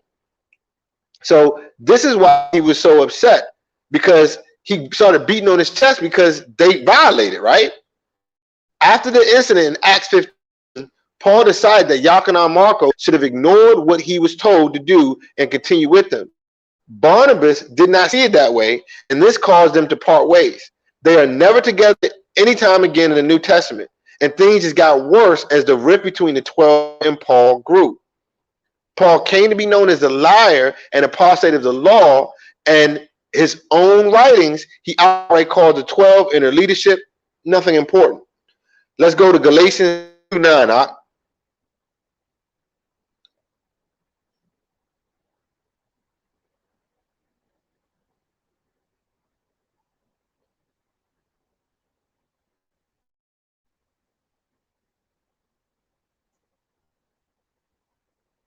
Boom. And when Yaakov, this is Paul's letter to the Galatians, and when Yaakov, Cephas, mean Peter, and Yachanan, who seemed to be pillars, perceived the favor that was given to me, they gave to me and Barnabas, or Barnabas, the right hands of fellowship, that we should go to the heathen, and they go to circumcision. Now, this leadership structure is just what we see in the Dead Sea Scrolls. Remember, that is an Essene Ebed document. In the community rule scroll, 1QS68, it reads, in the council of the community, there shall be 12 men and 3 priests, perfectly taught in all that is revealed of the Torah. So I'm just trying to show the correlation between what they were doing and what the Essenes believe you see in the Dead Sea Scrolls. So go ahead and set up 2 Corinthians 11 for me. I want everybody to see that it clearly states that Paul did not see them as anything important, and even saw himself as on the same level with them. We got to keep in mind that these are the men who are supposed to rule over the 12 tribes of Yasharal in the resurrection. They're handpicked by the Messiah himself, and he thinks that they're nothing of any significance, and I'm nothing less important than them. So 2 Corinthians 11:5, please.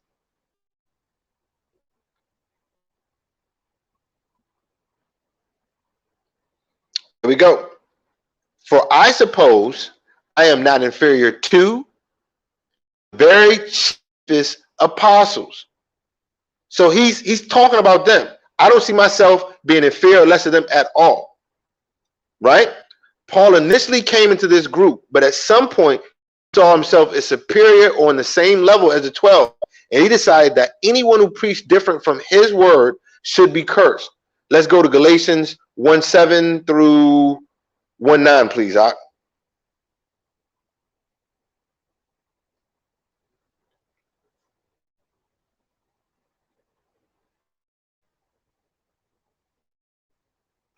Paul starts to talk about his doctrine, his gospel, his word, his message. It reads, which is not another, but there be some that trouble you. He's talking directly to the Essenes, the Nazarenes. They're troubling you and will pervert the Besorah or the gospel of the Messiah.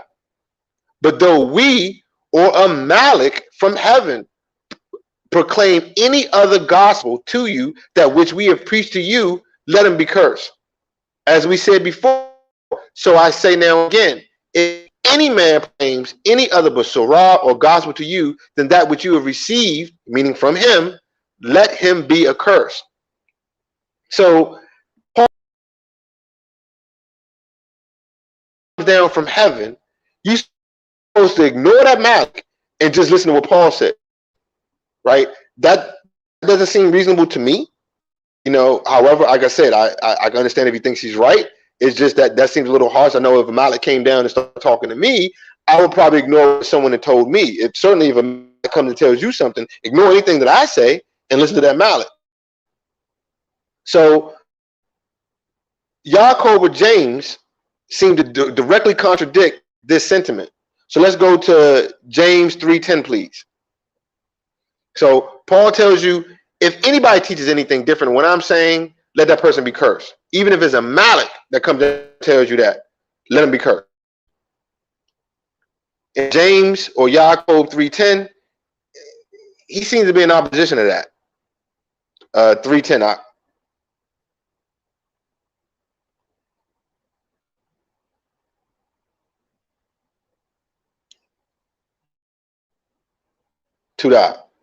Verse 10. Out of the same mouth proceeds blessings and curses. My brothers, these things should not be so. This is Yaakov in the one letter that he has in the entire New Testament, which is the leader of the assembly and the little brother of the Messiah, right, who seem to be following the exact same doctrine of the Messiah.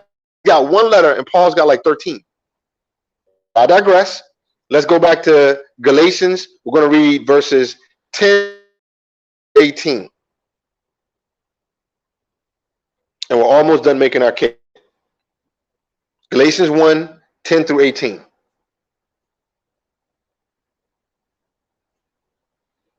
And again, I'm not trying to attack anybody's belief.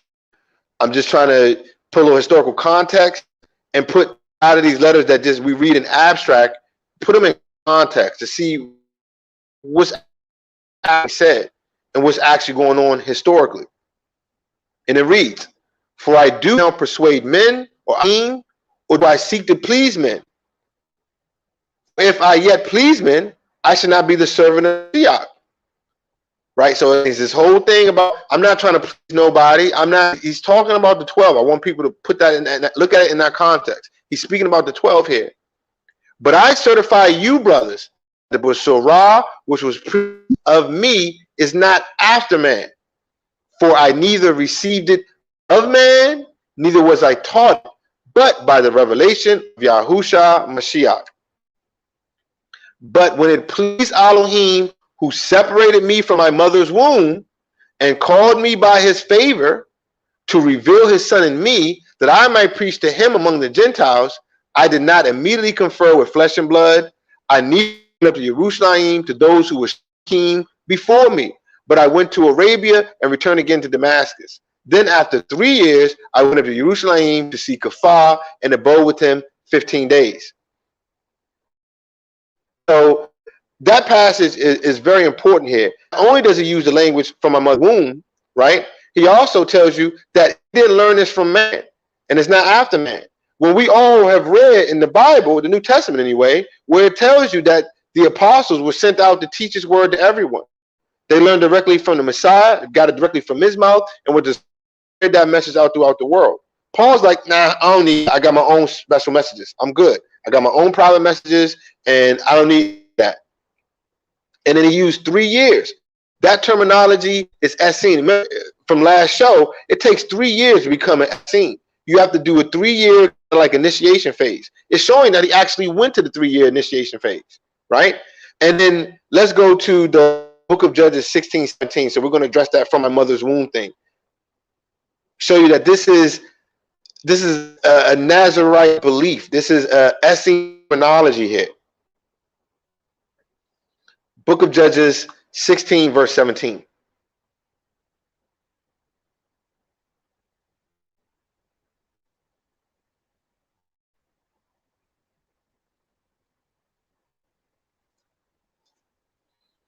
And it reads that he told her all his heart and said to her, there is not come a razor upon my head, for I have been a Nazarene to Elohim from my mother's womb. If I be shaven, then my strength will go from me, and I shall become weak and be like any other man. So to those who are not familiar, but the vow of a Nazarite you take is you shave your head. That's what the whole thing with Yaakov or James and Paul was, where he told them, go take this vow. Now, he's not telling them to take an oath, you shave your head. So it's basically like a cleansing ritual, right? You get immersed, you shave your head, and then you start growing your hair out to walk on the path of a Nazarite. He's trying to reaffirm him in that walk. And this here you have Simpson or Samson, he was a Nazarite. And that terminology, like I said, to Elohim from a mother's womb, is their custom. So Paul didn't go to any of the Talmudim except the master's brothers. Go to Galatians 1:19 for me, Ak. I want them to see that Paul himself knew that Yaakov was the master's brother. So it shows how little respect you have for his brother. And you knew the position he was. You went in a position of subservience to him. However, by the time you got to the 50s, where Galatians is being written, he's like, he ain't nobody. I mean, okay, so what? He ain't nobody to me. 119 reads, but of the other Talmudim or taught ones, I saw no one except Yaakov, the master's brother. So again, he identifies the Messiah's brother as being Yaakov or James.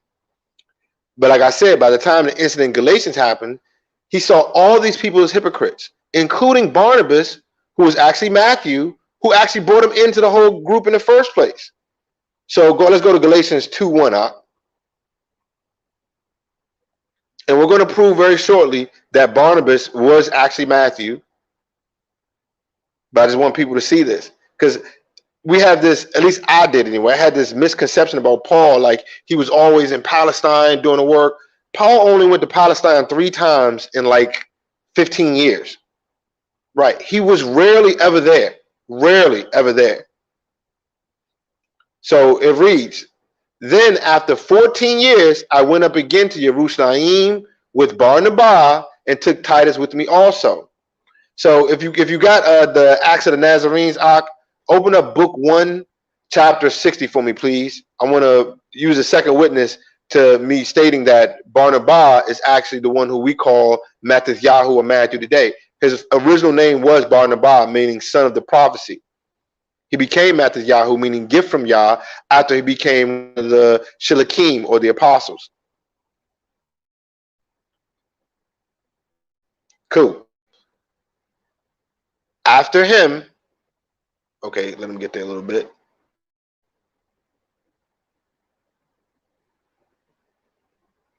This is in the Acts of the Nazarenes, which is actually the real book of Acts. I want everybody to know. I don't know if anybody has heard this before, but the book of Acts that you read is kind of a church narrative where they've romanticized some things, took some things out, and moved things around. We'll just study, you know, willing on another time, but this is actually the book of Acts.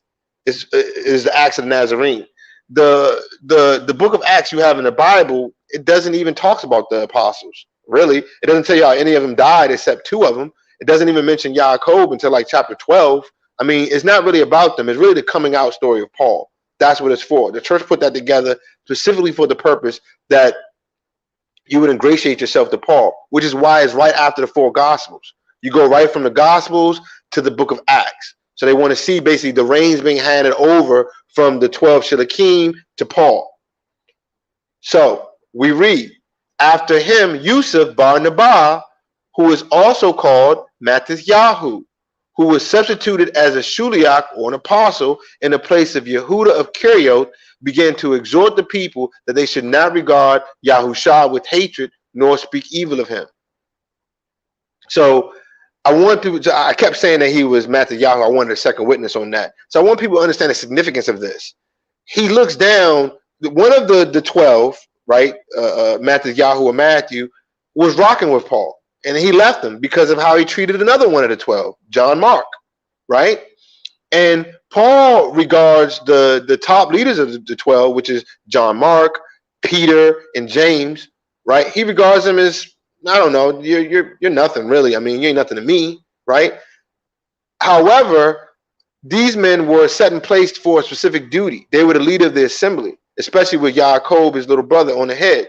So let's go to Galatians 2. We're going to finish out, go to Galatians 2, 11 through 16. And we're almost done. I appreciate everybody's time here. And this is about as far as I will go with this. I just got a couple more verses after this.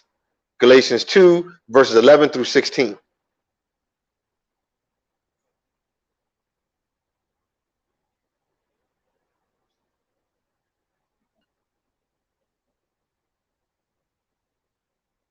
And it reads, but when Kafar, this is Paul speaking again, when Kafar had come to Antioch, remember I told you, remember Antioch, this that assembly that we were reading in 13:1 of Acts, I withstood him to the face because he was to be blamed. Because before that, certain men came from Yaakov, meaning James the Just, he did eat with the Gentiles. But when they had come, he withdrew and separated himself, fearing those that were of the circumcision. And that's a strong accusation. You know, you don't see anything in his letter what Kafar said or in the rebuttal, but he basically just calls it like a coward and a hypocrite, right? And the other Yehudi dissembled likewise with them, insomuch that Barnabas also was carried away with their hypocrisy. So he just called Barnabas, who is Matthew, Kafar, who is Peter, right? And even Yaakov, and those who came from Yaakov, he calls them all hypocrites, right? But when I saw that they walk not uprightly according to the truth of the gospel, again, whose gospel? He tells you whose gospel, his own gospel. If anybody goes outside of that, let him be cursed. I said to Kafar before them all, if you, being a Yehudi, live after the manner of Gentiles and not as do the Yehudi, why do you compel the Gentiles to live as do the Yehudi? So he's telling Kafar, or you living like a Gentile and you don't live like a Yehudi. Why are you compelling the Gentiles to live like a Yehudi? Verse 15 reads, we who are Yehudi by nature and not sinners of the Gentiles, knowing that a man is not justified by works of the law, but by faith of Yahushua Messiah. Even we have believed in Yahushua Messiah that we might be justified by faith of Messiah and not by the works of the law. For by the works of the law shall no flesh be justified. So he tells you straight up, he who works the law, you're not justified by faith. That's not at all. The law, which they're all keeping, he's telling them, that doesn't justify you at all, right? No. Paul didn't think anyone was justified by the law and by faith alone, right? Also, Yaakov Sadiq or James Dust, he seemed to disagree with this as well. Let's go to James 2:18.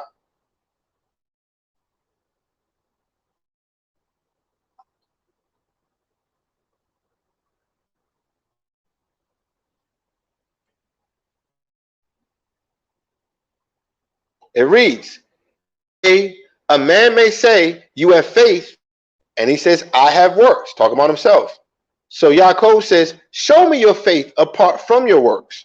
How are you going to separate your faith from your works? That doesn't make sense. And then he says, and I will show you my faith by my works.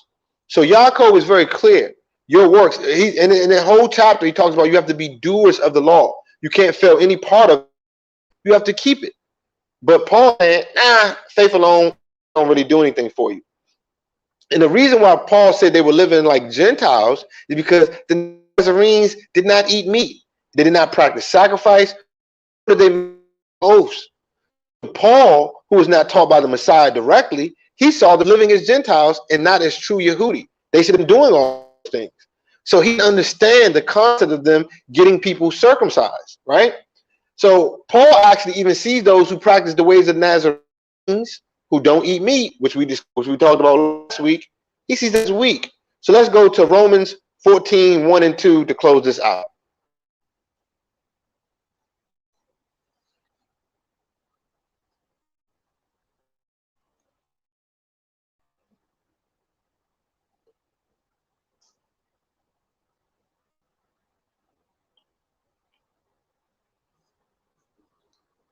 Everybody's time and bearing with me, and I pray again, like I said, I didn't offend anybody here, but I'll leave you with this.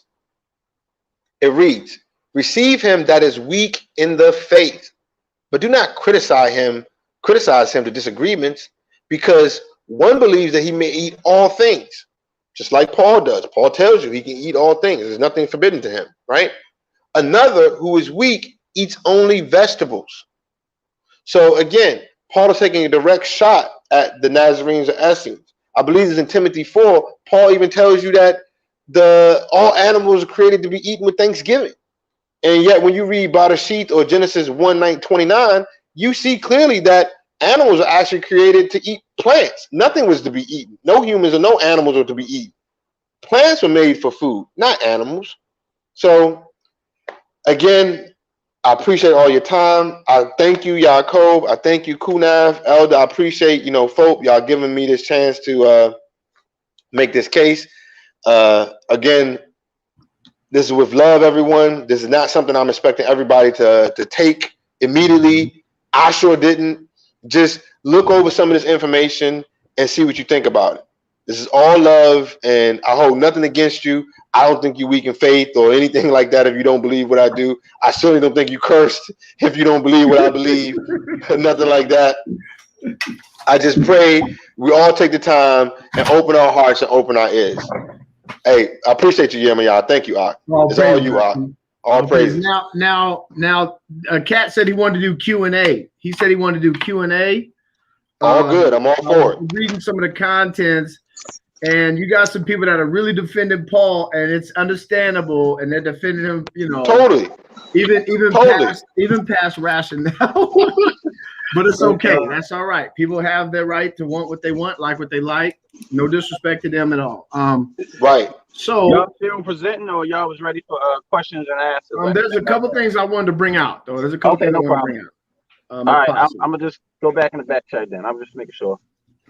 All praises. Okay, so I'm gonna try to share my screen again. I'm gonna go ahead and just I'm gonna stop my cam, but I'm gonna share my screen. And the question I want to ask people is, did the doctrines and teachings of Paul line up even with that of the apostles and the Messiah? And in doing so, I'm waiting on my screen to share. Okay, so let's go to some of the teachings of Paul. Let's do Galatians 2:16, of which he had already forestated. I had to do this to myself, you guys. It wasn't that easy. I had to walk back some of the teachings of Paul. I began to realize a lot of his teachings were conjectures, syllogisms, asking questions in the form of answers. And so many people will have their disagreements, but when you study the teachings of Paul, contrary to those of the Nazarenes and the apostles. You see a little contrariness. Now, in Galatians 2:16, of which my brother Tobiyahu had already explained, was right here. It says that knowing that a man is not justified by the works of the law, but by the faith of the Messiah. Either we have believed in the Messiah that we might be justified by the faith of the Messiah, and not by the works of the law, for by the works of the law shall no flesh be justified. So a couple of questions could come up from this. People could ask, well, what law are we talking about? Are we talking about the 613 laws? Are we talking about the commandments? This is where we get into these discussions on what we consider to be Torah. So when we go into the actual teachings of the Messiah, he just said not by the works of the law. Now, it depends on how people see this, which is why I'm going to throw it out there, okay? In Matthew 19, I think it's 15. Let's see, is this it? Let's see, is this it? All right, let's go to Matthew 19, 15 through, I think it's going to be like 20, 21. I just want to lay this out here, that it appears that the teachings of Paul aren't lining up with the apostles, aren't lining up with the Messiah. There's certain things that kind of somewhat slide it a little bit if we really pay attention to the detail of his content, okay? So right here in Matthew 19, 15, and it reads, I'll start in verse 16. It says, and behold, one came unto him and said, Good master, what good things shall I do that I may have eternal life? Now, we need to think about this. Did the Messiah ever say not by the works of the law? Did the Messiah say there's nothing you could do, just believe? What does the Messiah say here in verse 17? And he said unto him, Why callest you me good? There is none good but one, that is the Most High. But if you will enter into life, that's a very distinct statement, keep the commandments. And so this will chide with people. Well, which commandments? So the guy asked, he's aware of this, so he asked the Messiah, which one, right?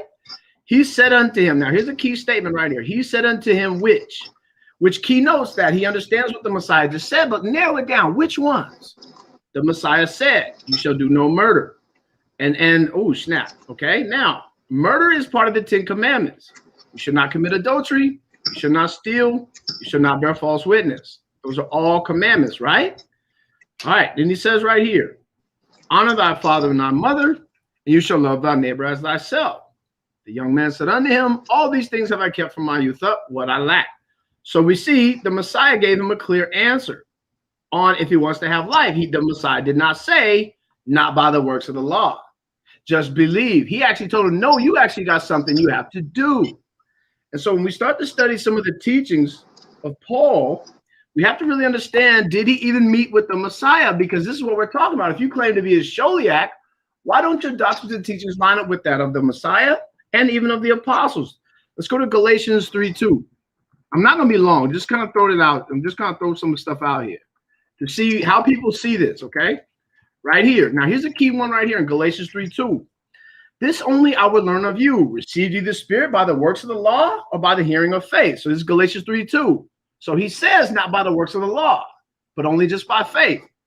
But now when we go into the book of John, let's go to the book of John 14:15. You have to carefully, methodically take away your biases, take away our own Greco-Roman Hellenization, wipe it all out and say, okay, what is really going on here? And this is not easy for a lot of us, okay? So we start looking at some of the teachings of Paul versus that of the Messiah. So Paul just said, did you receive the Spirit by this, right? So now let's go to John 14:15. What does he say right here? If you love me, keep my commandments. And what does he say in verse 16? And I will pray the Father, and he shall give you another comforter, that he may abide with you forever. Even the Spirit of truth, whom the world cannot receive, because it sees him not, neither knows him. But you know him, for he dwells with you and shall be in you. I will not leave you comfortless.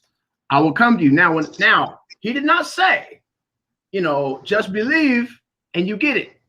You see, he said, keep my commandments. And then he would pray the Father, right? Because remember, Moses prayed for the children of Israel, right? When he said there's going to be one coming like him. I will pray the Father, he shall give you another comforter. But when we go back to Galatians 3:2, it depends on how people look at that. Are they talking about the 3? Are they talking about the 613? Okay, let's go back to Galatians 3:2.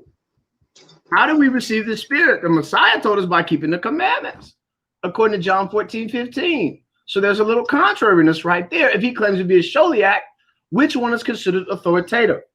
Okay, so right here, this only what I learned of you received you the Spirit by the works of the law, by the hearing of faith. The Messiah said, when we just read John 14, if you love me, keep my commandments, and I will pray the Father, and he will give you the Ruach. So Paul, which one is it? So we have to go through these methodically and understand which one is considered Torah, who is authoritative, and whose we kind of have to question the authenticity. Okay, so that's there. Let's go to Romans 14. I'm not going to be long, just kind of generally going through some of the what we consider to be Torah. Okay, let's go to Romans. As you had stated before, you were very methodical going over this. Okay, another one people will try to deflect here as well. Romans 14:2. We know where this is going to go. It says right here, for one believes that he may eat all things. Another, who is weak, eats herbs. Now, this chides directly with the Essenes and the Nazarenes and the Nazarites. This is 1,000+ year custom in teaching that goes way back to the ancient ancestors. Why do I say that? Let's go to Genesis 1:29. Paul is making a declaration saying right here that if you eat herbs, you're weak. But remember, what do we talk about Torah? Genesis 1, verses 29 through 31. What was the original? This is what Nazarites, Essenes, Ebionites referred to as the original dietary law. So Paul is already stepping on the toes of Nazarites, Nazarenes, right? Essenes, right? Remember John and all of them, right? Okay, right here. And the Most High said, behold, I've given you every herb bearing seed. That's a key marker that's still called the Torah, right? That's Genesis, which is upon the face of all the earth, and every tree in the which is the fruit of a tree yielding seed, to you it shall be for meat. So the original meat was supposed to be what? Herbs, seed-bearing herbs and trees and things like that. And then he gives a command to the beasts of the earth, and to every beast of the earth, and to every fowl of the air, and to everything that creeps upon the earth wherein there is life, I've given every green herb for meat. So when we talk about authoritative, what is considered is Romans 14 authoritative over what the Most High gave in Genesis 1:29? And there's a whole host of conversation that goes with that, and list of deflections, spiritual disclaimers of which people choose which parts of the Torah or the so-called law which they want to adhere to. So this is where we're kind of going into, you guys. We're going into discussing some of the writings of Paul. Are they authoritative? This is all what this is attempting to establish. Why does Paul's letters and his writings not line up with the Torah? We have to come to this as an understanding. This is what we're attempting to do right there. And then let's see, I think we do Galatians. Okay, let's do Galatians. When Paul is talking about circumcision, okay, his understanding with circumcision. I ask people, did the Messiah speak against circumcision? Did the apostles speak against circumcision? Did Jacob Sadiq speak against circumcision? Okay, so right here, Galatians 6:15, you got to ask yourself, were these writings authorized by the Messiah? Were they authorized by James? So here we go. It says right here, for in the Messiah, neither circumcision avails anything, nor uncircumcision, but a new creature. Okay, so Paul is already chiding with the locals. I think it's in Genesis, okay, 17 verses 1. Okay, when you guys want to talk about, what is considered Torah? Okay, in Genesis 17, what did he do? What did he do, and what did he say? I'll go to the whole chapter. Okay, when he's talking against circumcision, people will try to say that's spiritual, folks. We got to really look at what this is. Okay, all right. Genesis, 17 verse 10. And it reads, this is my covenant which ye shall keep between me and you and thy seed, and after thee, every man child among you shall be circumcised. And you shall circumcise the flesh of your foreskin, and it shall be a token of the covenant between me and you. And he that is 8 days old shall be circumcised among you, every man child in your generations, he that is born in your house, bought with money of a stranger that is not of thy seed. So these are like major contradictions in Paulin Christianity and his letters, compared to those that are what we call Torah. And when I asked people, did Paul preach against the Torah? He just sat there and said, there's no difference, right? Verse 13, he that is born in thy house, okay? he that is born in thy house, he that is bought with thy money, must needs be circumcised, and my covenant shall be in your flesh for an everlasting covenant. So what people will do is they will still protect Paul somehow. And this is the question I ask people. Did any of the apostles or the Messiah speak against circumcision? Okay. These are my questions that I want to ask people. We got to seriously understand this. The Messiah said Moses gave you, he said circumcision was not of Moses, but of the fathers. You know, because he knew that was not necessarily Mosaic law. He knew this. Okay. Let me see. Find this. When they asked him, oh, you know what, tell us about circumcision, he said, let me see if I can find it. Okay, John 7:22. Okay, right here. Moses therefore gave unto you circumcision, not because it is of Moses, but of the fathers. And ye on the Sabbath day circumcise a man. Let's hold there. Let's go to Romans. Let's understand what we're dealing with here. Paul appears to be saying things that go against the Torah, and we have to wonder why. Romans 2, verse 25. Did any of the apostles speak against circumcision? Go to Romans 2:25. This is not to go against your personal faith. This is not to disrespect your personal understanding of Paul or your belief in the Messiah. This is to show, okay? All right? This is to show, for circumcision verily profiteth if you keep the law, but if you be a breaker of the law, thy circumcision is made uncircumcision. So I would ask people, show me where it says that in Genesis 17. Did it say anything like that in Genesis 17? Did it say, Abraham, circumcision is only going to profit you if you keep the law, but if you break the law, your circumcision is made uncircumcision. So let's understand this. So just because I sin, does that make me no longer circumcised or a child of Israel? This is what it is that he appears to be saying. It's not really making a difference. He just talked about the flesh. So we have to really understand ordination. What is considered authoritative? So let's go to it. Let's go to the ultimate authority. Let's go to the book of Acts. I had to do this myself, and it was not always easy. Okay. When they were having a dispute about circumcision, let's see what our Yaakov Sadiq said about this. Let's go to Acts 15. And it reads, right. And certain men which came down from Judea taught the brethren and said, except you be circumcised after the manner of Moses, it says, ye cannot be saved. When therefore Paul and Barnabas had no small dissension, so other words, they had a big disagreement and disputation with them, they determined that Paul and Barnabas and certain of the other men, okay, of the other men should go up to Jerusalem and the apostles about this question. So why are they going up to Jerusalem? Because this is what happened when there were disputes. Jerusalem was the hub and center and the authority, basically, on where they go to deal with their discussions. Okay. And being brought by on the way of the assembly, they passed through Phoenicia and Samaria, declaring the conversions of the Goyim, and they caused great joy to all the brethren. Okay. And when they were come to Jerusalem, they were received of the church and the apostles and the elders, and they declared all things that the Most High had done among them. But there arose a certain sect of the Pharisees which believed, saying that it was needful to circumcise them and to command them to keep the law of Moses. So remember what Brother Damon was laying down before. He said the Pharisees, and he supported it by Josephus, the Pharisees and the Sadducees were foreigners. Basically, they were not Yehudi. He had shown before that Herod was killing off almost all the bloodline priests, basically wiping them out. So what does that mean? The Pharisees were foreigners. So the Pharisees are wanting to be circumcised. Let's go to verse 6. And the apostles and elders came together to consider this matter. And when there had been much disputing, Peter rose up and said unto them, men and brethren, ye know that how a good while ago the Most High made choice among us that the Goyim by my mouth should hear the word of the gospel and believe. And the Most High knows the hearts and bear them witness, giving them the Ruach HaKodesh, even as he did unto us. And put no difference between us and them, purifying their hearts by faith.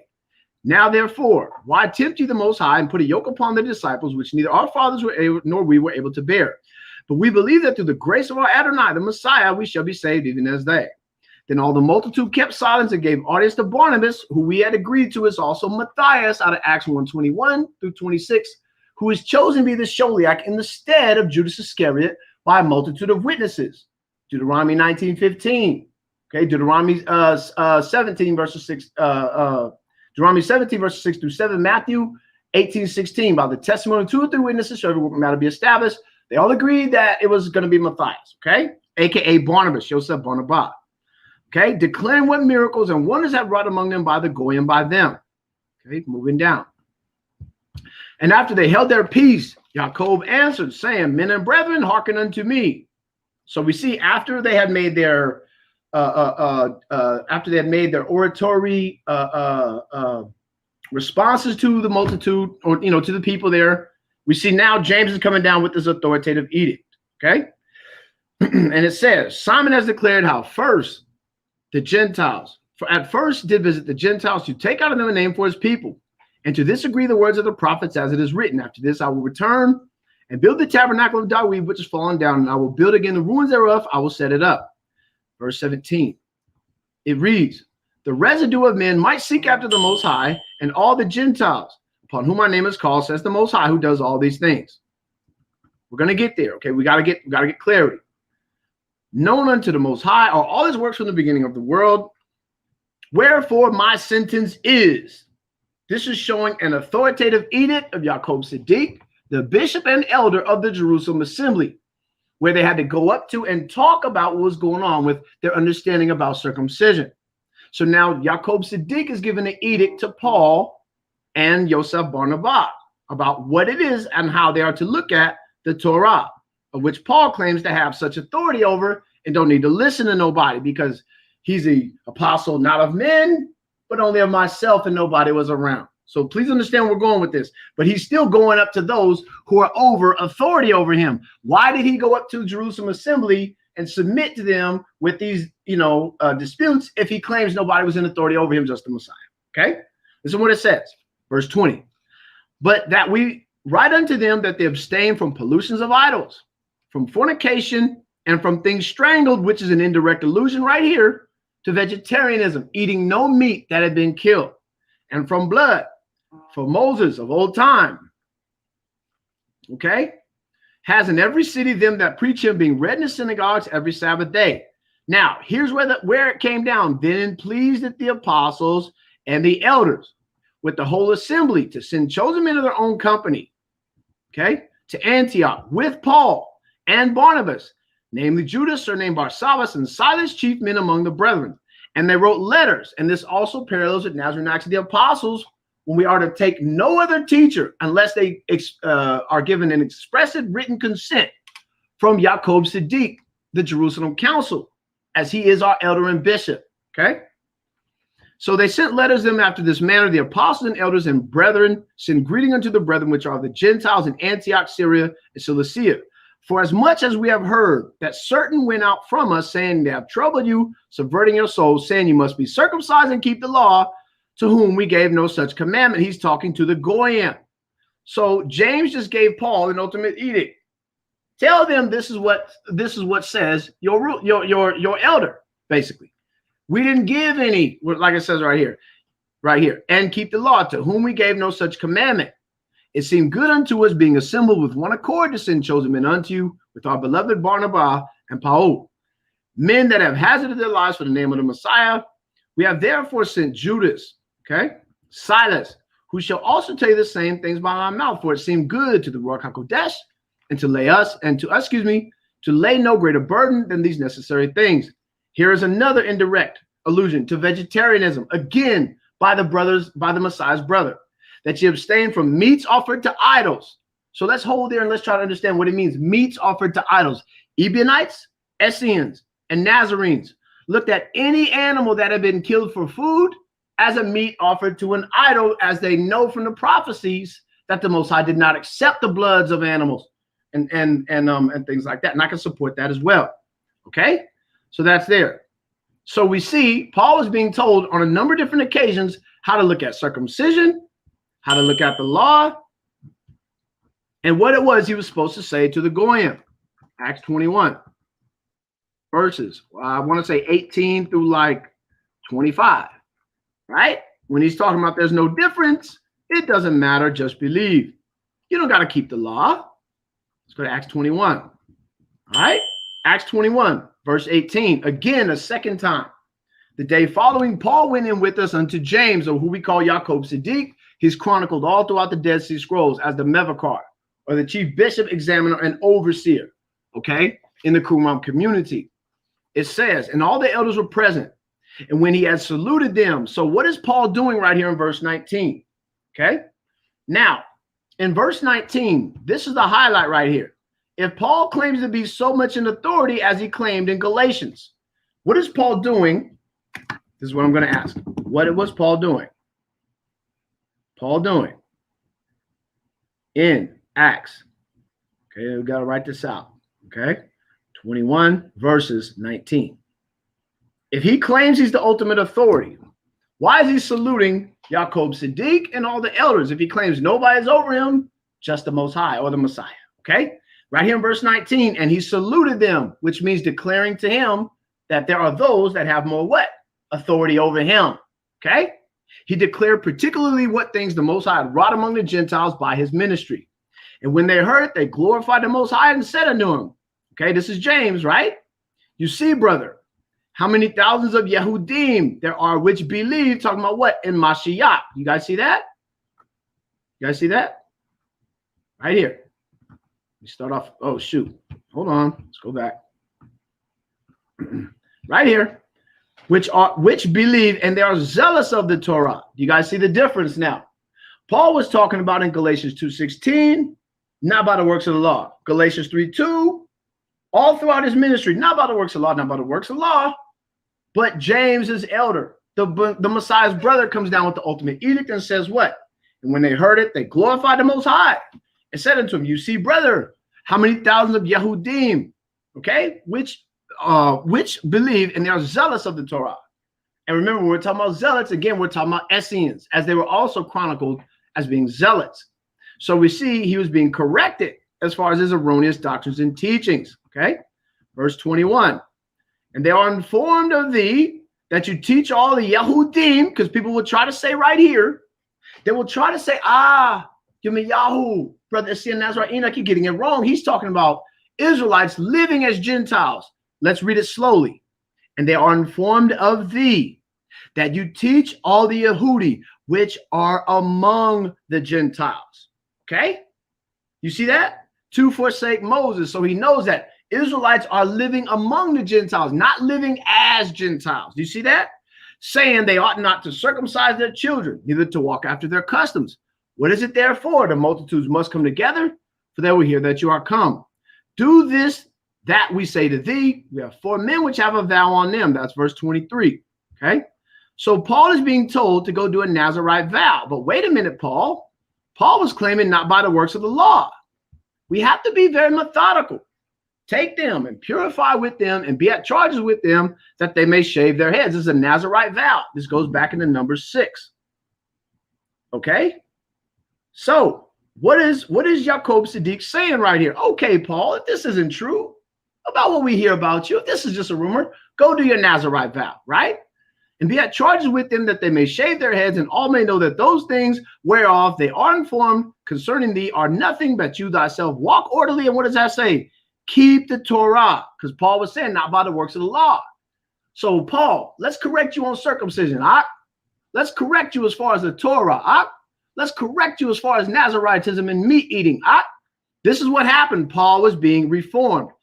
So what does that mean about all of his letters? They were not under the authority of the Jerusalem Council, nor the apostles, nor the Messiah.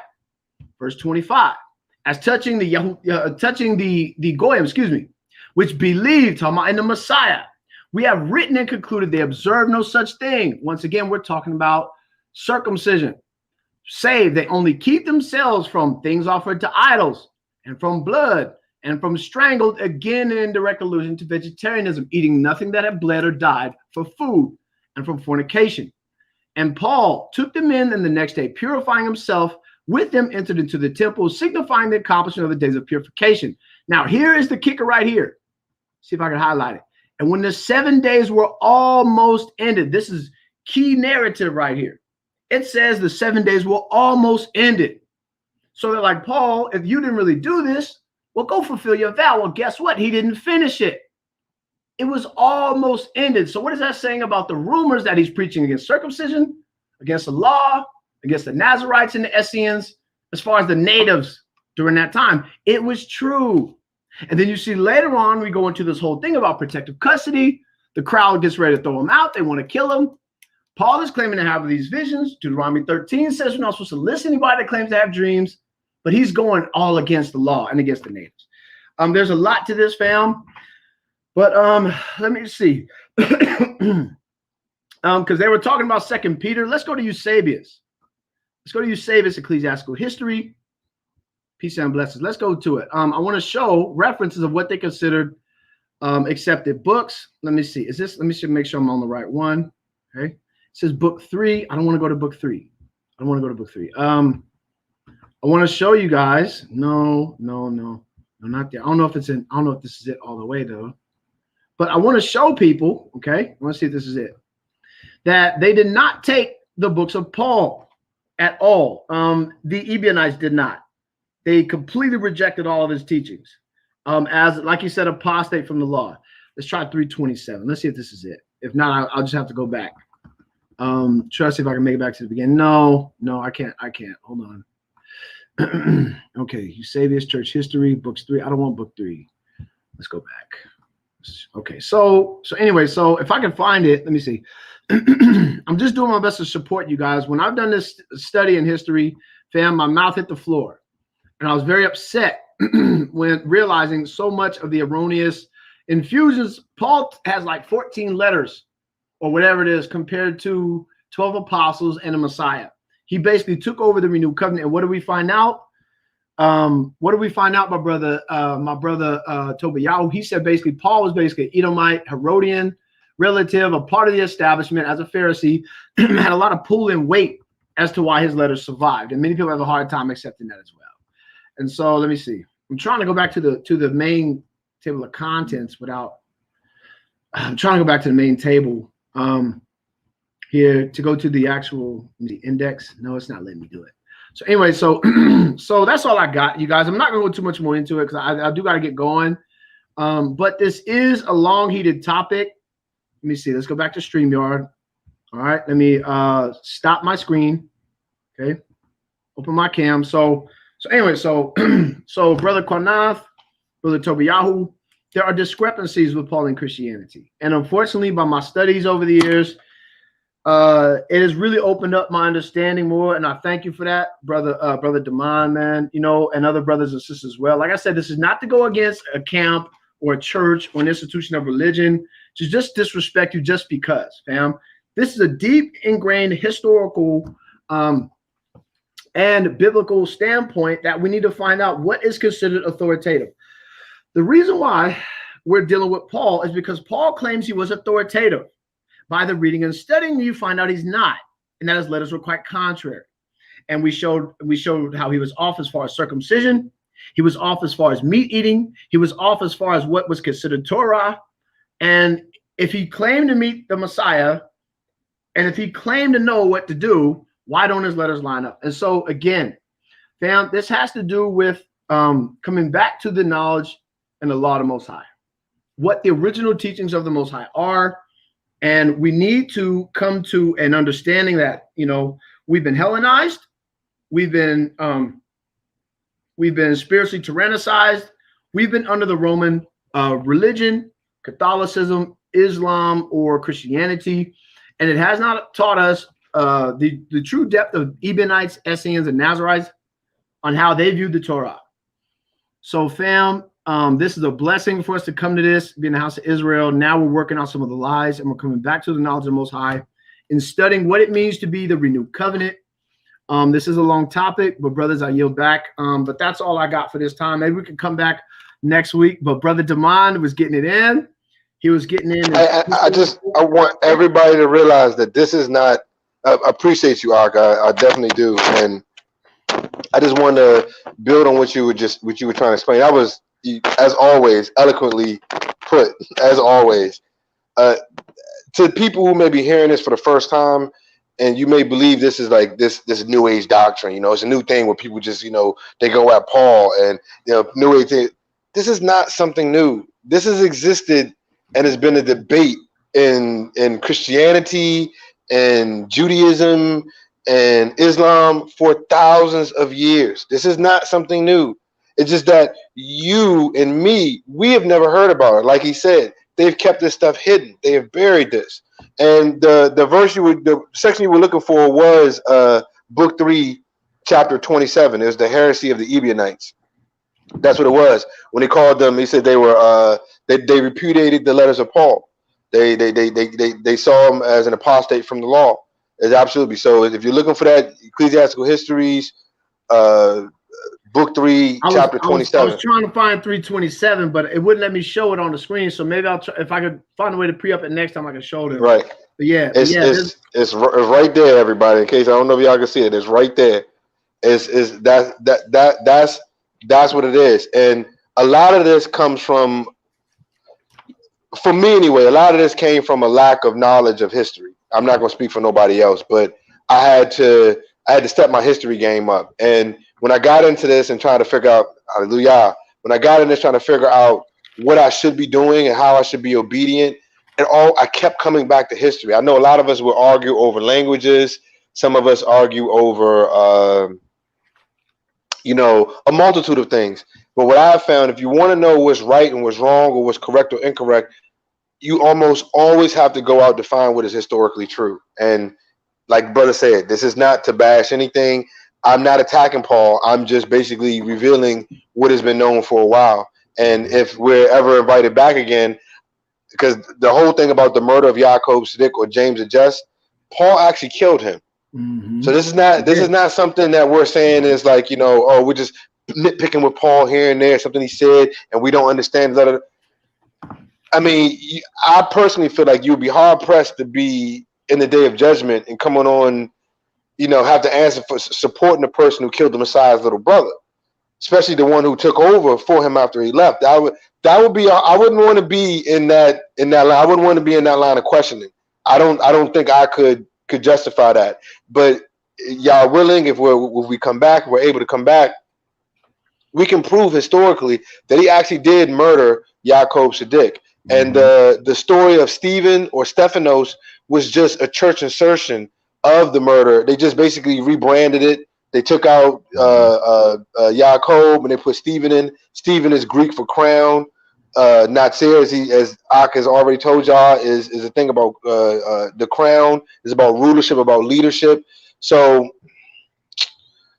it's a lot of stuff to this. This isn't something that you're going to come to easily, that you're going to accept easy. I don't expect you to. I would think that you would just be following anything if you did. It's just take some time, hear the thing out, look over it, and I gave amazing examples, because there's no way you could say that I'm on faith, I'm no law, and I don't bow down to no authority when you're following the laws.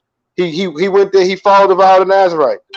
In another verse, he went there, he said he had to go to Jerusalem because he had to go meet he had to be there for a festival. That's in the law. You know what I'm saying? So if you're not justified by it, he's liberty, he can do anything. Why is he doing it? I'm suggesting, and my AK is suggesting, he's doing it to keep up appearances. He needed the street cred. Mm-hmm. But in reality, I don't think he really wanted to or even desired to. Mm-hmm. That's just my opinion, and I appreciate y'all. Hey, Most High bless. Excuse me, just for a second. I'm back. No worries. Yep, I'm in a deep area, so if I cut out, please forgive me. Wonderful lesson. Like I said, once again, we don't subscribe to everybody that come on our show teaching, but if anybody could dispute what they're saying, please bring it forward.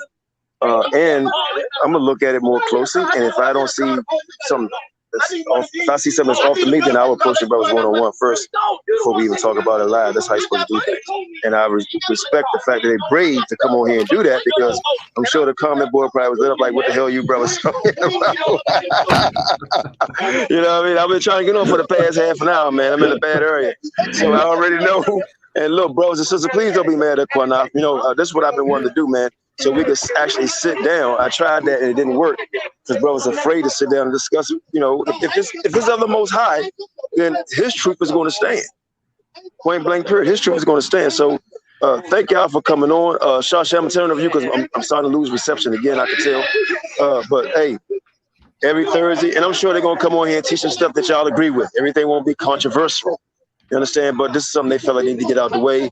And F.O.P.E over here, we're going to look at it, and we would challenge the brothers backstage. And if it don't clear up, then we would challenge them openly.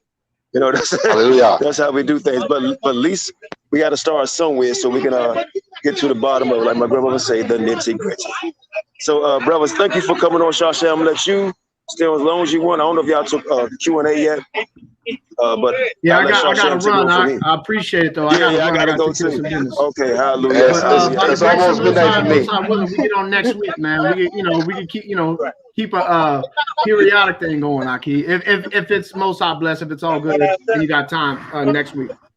Oh, praise Most High will. If anybody wants to discuss it, if anybody wants to discuss this or talk about this, please get your verses, get everything you want. I have no problem with going into the trenches with this.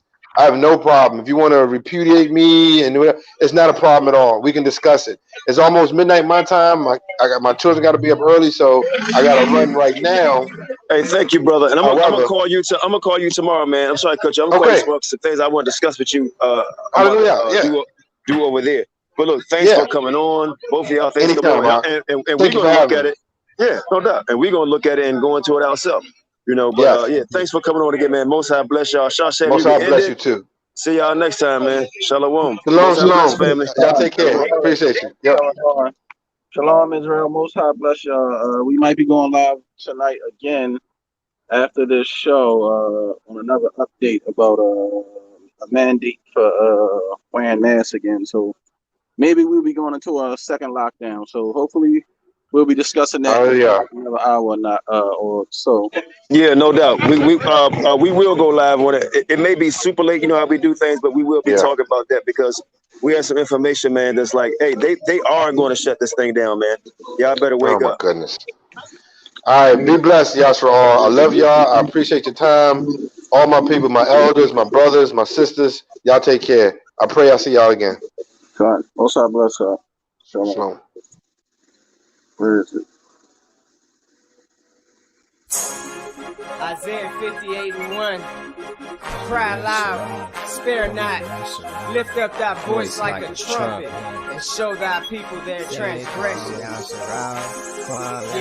So I'm a Hebrew Israelite from the tribe of Judah. Yahawashi on our side, so don't try to move us. We got next, and this wicked king is almost over. For our people, edification, my folks, soldiers. Isaiah 58:1. Say let the trumpet blow. Hey, we them Hebrew Israelites, it's time to let them know. Say let the trumpet blow. It's time to let them know. We them Hebrew Israelites, it's time to let them know. To cry loud, spare none, show them transgressions. For my people never considered they the real Jews. History stolen with that whip, got our back bruised. Still dying in the ghettos, got us trapped in this matrix. Time to open up your eyes, it's too real. We can't fake it. The Most High is on its way back soon. The whole reason why we went into slavery, cause we broke the commandments. Deuteronomy 28 and 68. Who is this nation of people? Not the seed of Ham, but the seed of Shem. From the bloodline of Abraham, Isaac, and Jacob. Revelation 2 and 9. Don't let these fake Jews tell you a lie. In due time, they all bow down. I wanna get my crown and stand firm in this truth. Ha Mashayach Yahawashi, that's his Hebrew name. Wasn't no J's in the Hebrew letter. So I carry this truth like I carry my sweater in the winter cold. This what you ain't been told. Esau is cover blown. We let the trumpet blow and let all my ox know that you a set apart nation, ain't compared to none. And when the Most High return, these other nations done.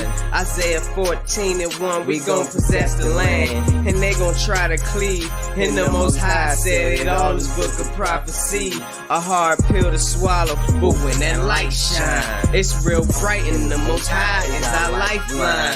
So Quam Yasharala, rise, O Israel. Hey, Quam Yasharala, rise, O Israel. It's time for you to wake up out your sleep. Romans 13:11, our salvation is near. Lift up thy voice in the streets so the whole world hear. Yeah, so I'm a Hebrew Israelite from the tribe of Judah. Yahawashi, he on our side, so don't try to move us. We got it next. Hey man, this wicked kingdom is almost over. For our people, edification, my folks, soldiers. Isaiah 58:1. Say, let the trumpet blow. Say, we them Hebrew Israelites, it's time to let them know. Say, let the trumpet blow. It's time to let them know. We them Hebrew Israelites, it's time to let them know. Say, let the trumpet blow. It's time to let them know. We them Hebrew Israelites, it's time to let them know. Would you denounce wicked traditions or not? Go to church on pagan Sundays, don't keep the Sabbath at all. That's why we standing on these corners, get this message to y'all. That you living in the wicked world, they knowledge flawed, full of satanic practices. The Vatican worship the Black Madonna on the low. Why we die from Planned Parenthood, this is woe. Why you think we quoting scriptures, going head up with the beast, spreading righteousness ooze, leaving our enemies duped. This institution is through.